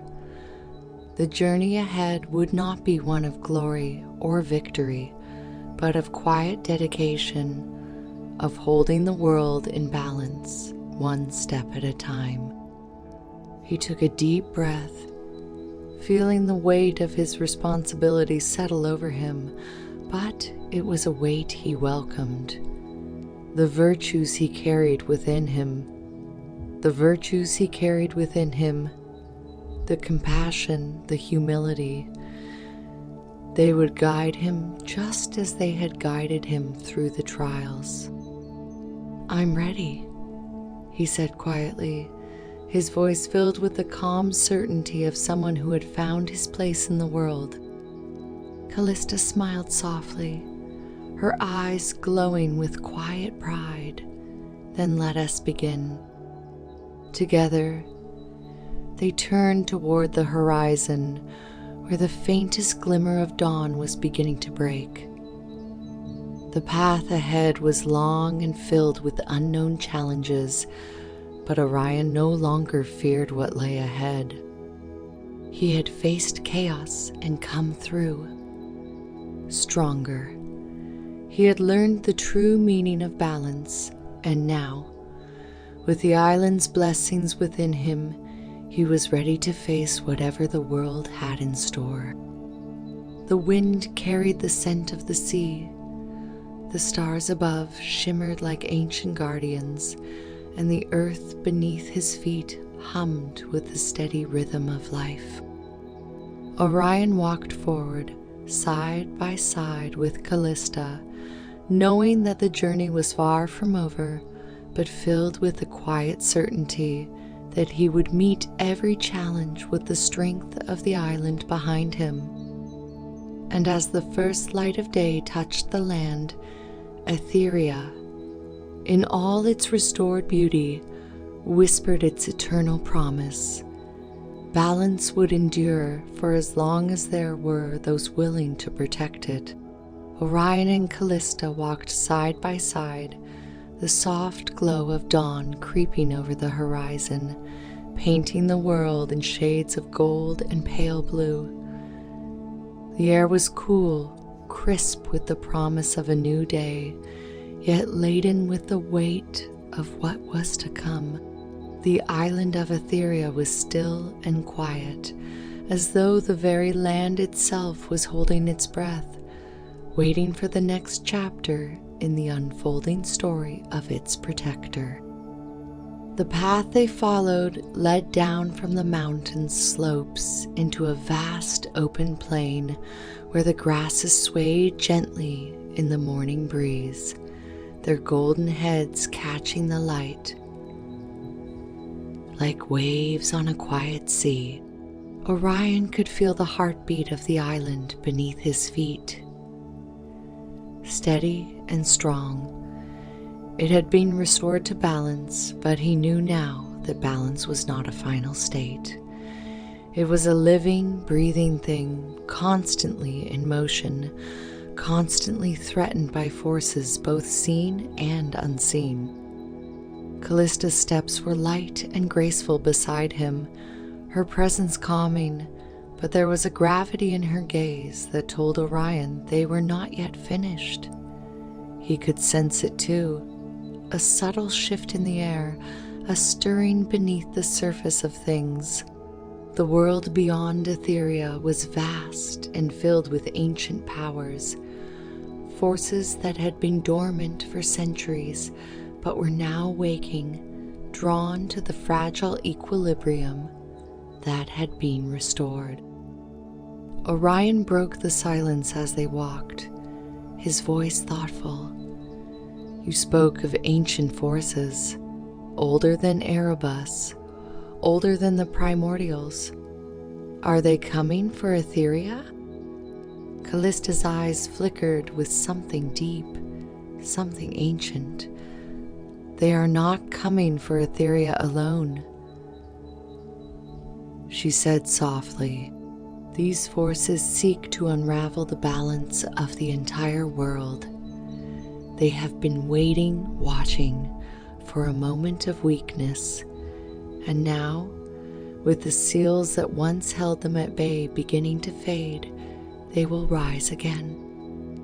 Orion frowned, his mind turning over her words. If the balance of the entire world is at stake, then what we've done here on the island, is it enough? Callista paused, turning to face him. Her eyes held both sorrow and resolve. What you have done here is more than enough for Aetheria. You have restored the island, saved it from chaos, and given it the strength to endure. But the world beyond is larger than any one place, and its balance is more delicate than you can imagine. The forces we speak of are not bound by the same rules of chaos and order that govern Aetheria. They exist in the spaces between, in the cracks where the light of the world grows thin. Orion felt a cold chill run through him. What kind of forces? Callista turned her gaze to the horizon, her expression distant. They are older than the gods, older than the Primordials. They were born in the first moments of creation, when the world was still formless and void. They are neither good nor evil. They simply are, and when they rise, they bring with them a darkness that consumes all in its path, not through destruction, but through erosion, through the slow unraveling of the very fabric of reality. Her words hung in the air like a cold wind, and Orion felt the weight of what she was saying settle deep in his chest. He had faced chaos before, had stood against Erebus and felt the raw power of imbalance, but this was something far greater. The world itself was at stake, not just the island. How do we stop them? He asked, his voice quiet but firm. Callista's gaze softened, and she reached out, placing a hand gently on his arm. You've already begun to stop them, Orion. By restoring the balance here, you have strengthened the world's defense against these forces. But there is more to be done. She began walking again, and Orion followed, listening intently as she spoke. The seals that hold these ancient forces at bay are scattered across the world. They were placed there by the first beings of creation, long before the Primordials shaped Aetheria. Each seal is a point of light, a barrier that keeps the darkness from slipping through. But time has weakened them, and now, one by one, they are beginning to fail. Orion felt a sense of urgency rising within him. Where are these seals? Callista glanced at him, her expression knowing, that is part of your journey. They are hidden, protected by the remnants of the old world, places that have been forgotten by time but still hold great power. Finding them will not be easy. Each one is guarded, not by physical barriers, but by trials of the mind and spirit. Tests that will challenge you in ways you have not yet faced. Orion's mind raced. More trials. He had faced so many already, and while he had grown stronger with each one, the idea of more challenges, ones that would stretch him even further, filled him with a mix of determination and exhaustion. Callista's voice was gentle but firm. These trials are different. They are not just about virtues or balance. They are about facing the deepest parts of yourself, the parts that you have yet to fully understand. The forces we speak of thrive on fear, doubt, and uncertainty. Doubt and uncertainty. To confront them, you must first confront yourself. Orion was silent for a moment, absorbing her words. He had learned so much already, had faced his fears and doubts in the Valley of Shadows, had embraced wisdom in the library of eternity, and had shown compassion in the forest of sorrow. Yet he understood now that there were still parts of himself that remained untested, parts that might hold the key to defeating these ancient forces. "I will do whatever it takes," he said finally, his voice filled with quiet resolve. Callista smiled, a faint, sad smile that spoke of her own understanding of the path ahead. "I know you will, and you will not be alone. The island is with you, as am I. But this journey is yours, Orion. The seals must be found, and only you can face the trials that guard them." They walked in silence for a time, the soft sounds of nature surrounding them, the rustle of the wind through the grass, the distant call of a bird, the gentle murmur of the river as they drew closer to the valley below. It was a peaceful scene, but Orion knew that this peace was fragile, that the forces Callista had spoken of were already stirring, waiting for their moment to strike. As they reached the valley floor, the landscape opened up before them, a vast expanse of rolling hills and meadows stretching as far as the eye could see. The river flowed lazily through the center, its waters sparkling in the early morning light. It was a place of quiet beauty, untouched by the chaos that had threatened the island only days before. Orion paused, his eyes scanning the horizon. "Where do we begin?" he asked. Callista stepped forward, her gaze focused on the distant mountains that rose up on the far side of the valley. "The first seal lies beyond those peaks," she said, her voice steady. "It is hidden deep within the earth, in a place where the old world still lingers. The journey there will not be easy, and the trial you face will be unlike any you have encountered before." Orion followed her gaze, his heart steady. The mountains loomed large in the distance, their jagged peaks cutting into the sky like the teeth of some ancient beast. The path ahead was long, but he felt no fear. Only quiet determination to see this journey through to the end.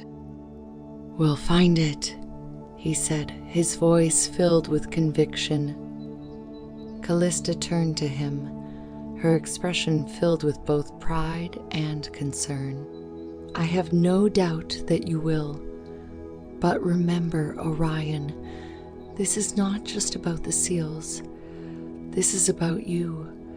The trials you face will test the very core of who you are, and only by understanding yourself, your fears, your desires, your weaknesses, will you be able to confront what lies ahead."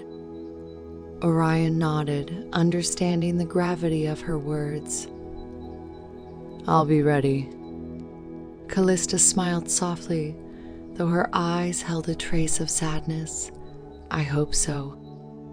They began their journey toward the mountains, the sun now fully risen, casting long shadows over the valley.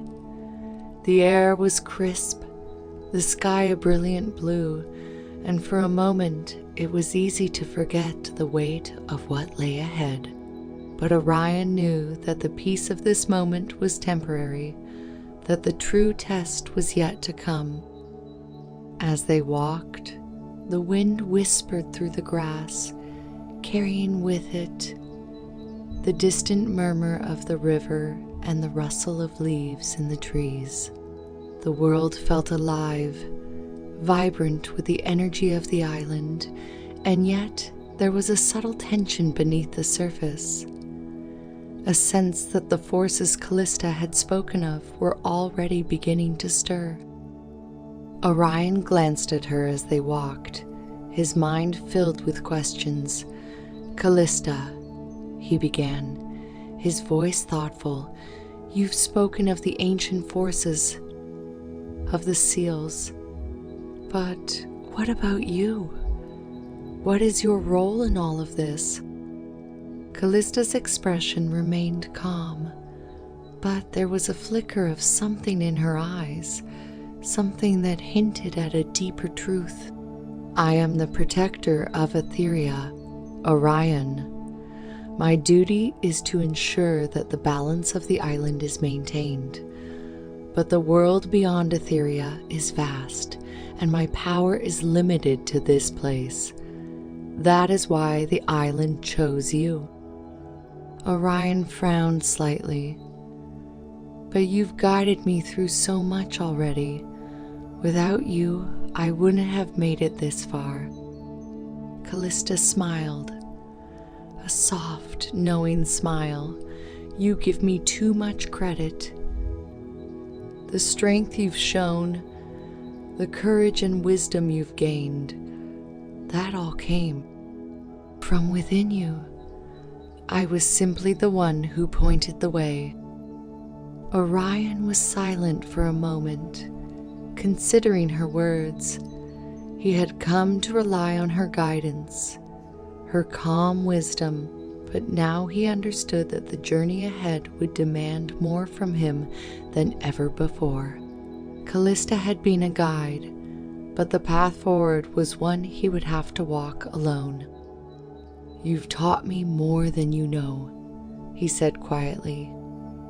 Callista's smile softened, and she placed a hand gently on his shoulder. "And you've shown me what it means to believe in something greater than myself.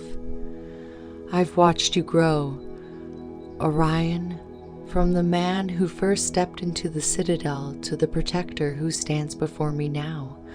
You are ready for what lies ahead. Trust in yourself, and you will find the way." They walked in silence for a while longer, the mountains growing ever closer with each step. The wind carried the scent of pine and wildflowers, and the world around them seemed to hum with life. But beneath it all, Orion could feel the stirring of something deeper, something ancient and powerful, waiting just beyond the horizon.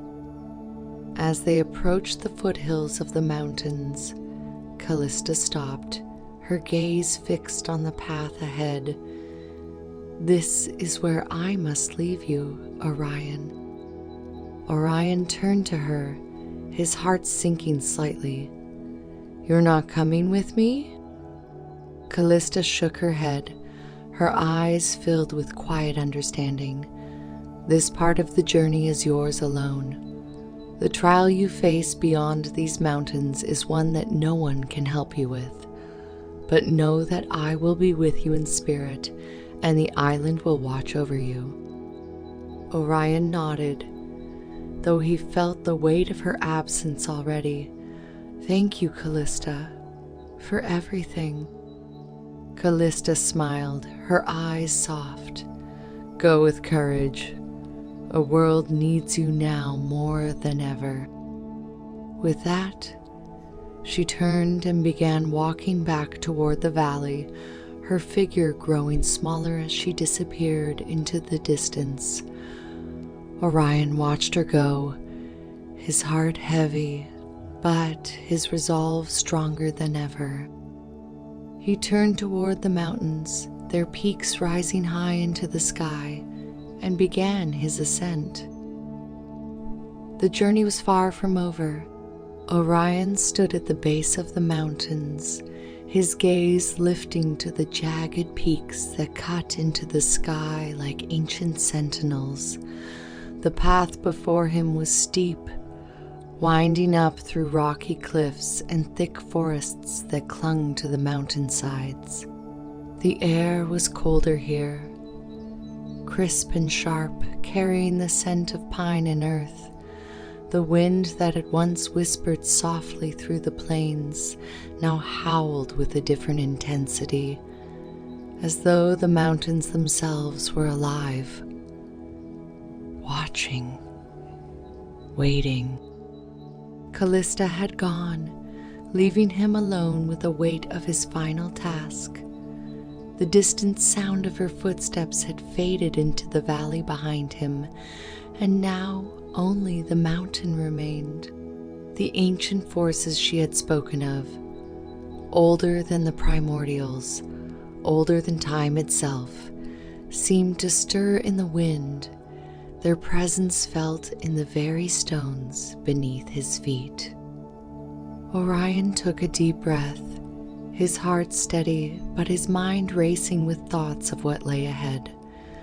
The seals, the trials, the darkness that threatened not just Aetheria, but the world beyond. It all loomed before him, an unseen force waiting to be confronted. But he carried the lessons of the island within him. The four virtues were no longer distant ideals. They were part of his very essence now, guiding him with every step. He began to climb. The path was narrow and treacherous, winding up the side of the mountain in sharp switchbacks. The rocks beneath his feet were loose, and the air grew thinner with each step. But Orion moved with purpose, his mind focused on the task ahead. The world around him was silent, save for the wind that whispered through the cracks in the cliffs, carrying with it faint echoes of something older, something beyond time. As he ascended, the landscape shifted. The dense forest thinned out, replaced by towering cliffs and wide plateaus that stretched out like ancient, forgotten lands. The sky above darkened, the clouds swirling in shades of gray and silver, and the air felt heavy, charged with an unseen energy that pulsed through the earth. He reached a high plateau, where the wind stilled for the first time since his ascent began. The silence was profound, wrapping around him like a shroud. In the center of the plateau, surrounded by jagged rocks, stood an ancient stone archway. It was weathered and worn, covered in moss and etched with symbols that glowed faintly in the dim light.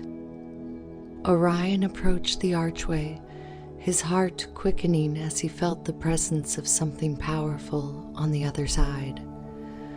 The air here was different, thick with the weight of time, of ancient magic that had long since been forgotten. He could feel the energy of the seal, the barrier that had been placed here eons ago to hold back the darkness Callista had spoken of. He stepped through the archway. The moment his foot crossed the threshold, the world around him shifted. The plateau disappeared, and Orion found himself standing in a vast open space, a place that felt both infinite and enclosed. The air was thick, heavy, as though the very fabric of reality had been stretched thin. The ground beneath him was dark and cracked like the surface of an ancient, desolate land. Above him, the sky was a swirling mass of shadow and light, as if chaos and order were locked in an eternal battle, neither gaining the upper hand. And then, from the shadows, a voice. Orion. It was a voice unlike any he had heard before, deep, resonant, and filled with a power that seemed to vibrate through the air itself. It was not a voice of malice or anger, but one of pure, unrelenting presence, a force that existed beyond good and evil. Orion turned slowly, his gaze scanning the shifting shadows until, from the darkness, a figure emerged. The being that stood before him was not like Erebus, nor like any of the primordials he had encountered. It was something else entirely. Neither man nor beast, neither light nor shadow. Its form shifted constantly, as if it were made of the very fabric of the world itself, changing with each breath, each flicker of the swirling sky above. Its eyes, when they met his, were like twin voids, vast and endless, filled with the deep, ancient power of creation and destruction. "You have come far," the being said, its voice echoing through the space. "But do you truly understand what you seek to protect?" Orion met its gaze, unflinching. "I've come to protect the balance, to keep the darkness from consuming the world." The being tilted its head slightly, as though considering his words. "Balance," it mused. "A fragile thing, always shifting, always on the edge of collapse. You speak of protecting it, but do you know what that truly means?" Orion's brow furrowed slightly, though his resolve remained firm. "It means standing between chaos and order, ensuring that neither overwhelms the other. It means understanding that both forces are necessary, but that neither can be allowed to consume the world." The being's form shifted, the shadows swirling around it like a storm. "You speak as though you have learned much, but there is more to balance than the simple division of chaos and order. Balance is not static. It is not static. It is not a fixed state to be maintained. It is fluid ever, changing like the wind and the sea. It is the dance between light and shadow, between creation and destruction. To truly protect the balance, you must become part of it." Orion's heart pounded in his chest as he listened to the being's words. He had always understood balance as something to be maintained, something that could be held in place through will and action. But now, standing before this ancient force, he realized that balance was not something that could be held. It was something that had to be lived, something that required constant movement, constant change. The being stepped closer, its eyes piercing through the swirling shadows. "You have restored the balance of Aetheria," it said, "but the world beyond is vast, and its balance is more delicate than you know. The seals that hold back the darkness are not just barriers. They are part of the fabric of reality itself. To protect them, you must understand that balance is not just about order. It is about embracing the chaos within." Orion's breath caught in his throat as the weight of the being's words settled over him. Embracing chaos. He had spent his entire journey fighting against the forces of chaos, working to restore order and harmony. How could he now be asked to embrace the very thing he had been trying to contain? "I don't understand," he said quietly, his voice filled with uncertainty. "How can I embrace chaos without letting it consume me?" The being's eyes glinted with a strange, knowing light. "Chaos is not the enemy, Orion. It is a force like any other. It is the spark that ignites creation, the fire that burns away the old to make way for the new. Without chaos, there can be no growth, no change, but chaos, unchecked, leads to destruction. That is why balance is so important. It is not about erasing chaos. It is about guiding it, shaping it, so that it becomes part of the dance of life." Orion stood in silence, his mind racing. Everything he had learned on this journey, every trial he had faced, had brought him to this moment. He had thought that his task was to contain chaos, to keep it at bay. But now he realized that the true test was not about fighting chaos. It was about understanding it, about finding harmony within it. "How do I do that?" he asked, his voice steady but filled with the weight of the question. The being stepped closer, its form shifting once more, becoming less distinct, more fluid. "You must let go of your fear," it said softly. "You must stop seeing chaos as something to be defeated. Instead, you must accept it as part of yourself, part of the world. Only then will you be able to protect the balance." Orion felt a deep stirring within him, a flicker of understanding that grew brighter with each passing moment. He had been so focused on the idea of balance as a battle between chaos and order, as a struggle to maintain harmony, that he had forgotten the most important lesson of all, that balance was not about control. It was about acceptance. He closed his eyes, taking a deep breath, and felt the wind swirl around him, carrying with it the whispers of the world. He could feel the chaos within him, the uncertainty, the fear, the doubt. But he could also feel the order, the calm, the steady rhythm of the island's heartbeat. They were not separate forces. They were part of the same whole. When he opened his eyes again, the being was still there, watching him with a quiet intensity. "I understand now," Orion said, his voice filled with quiet resolve. "Chaos is not something to be feared. It is part of the balance, just as much as order. To protect the world, I must embrace both." The being's form flickered, and for the first time, it smiled, a brief, fleeting expression that seemed to ripple through the air like a breath of wind.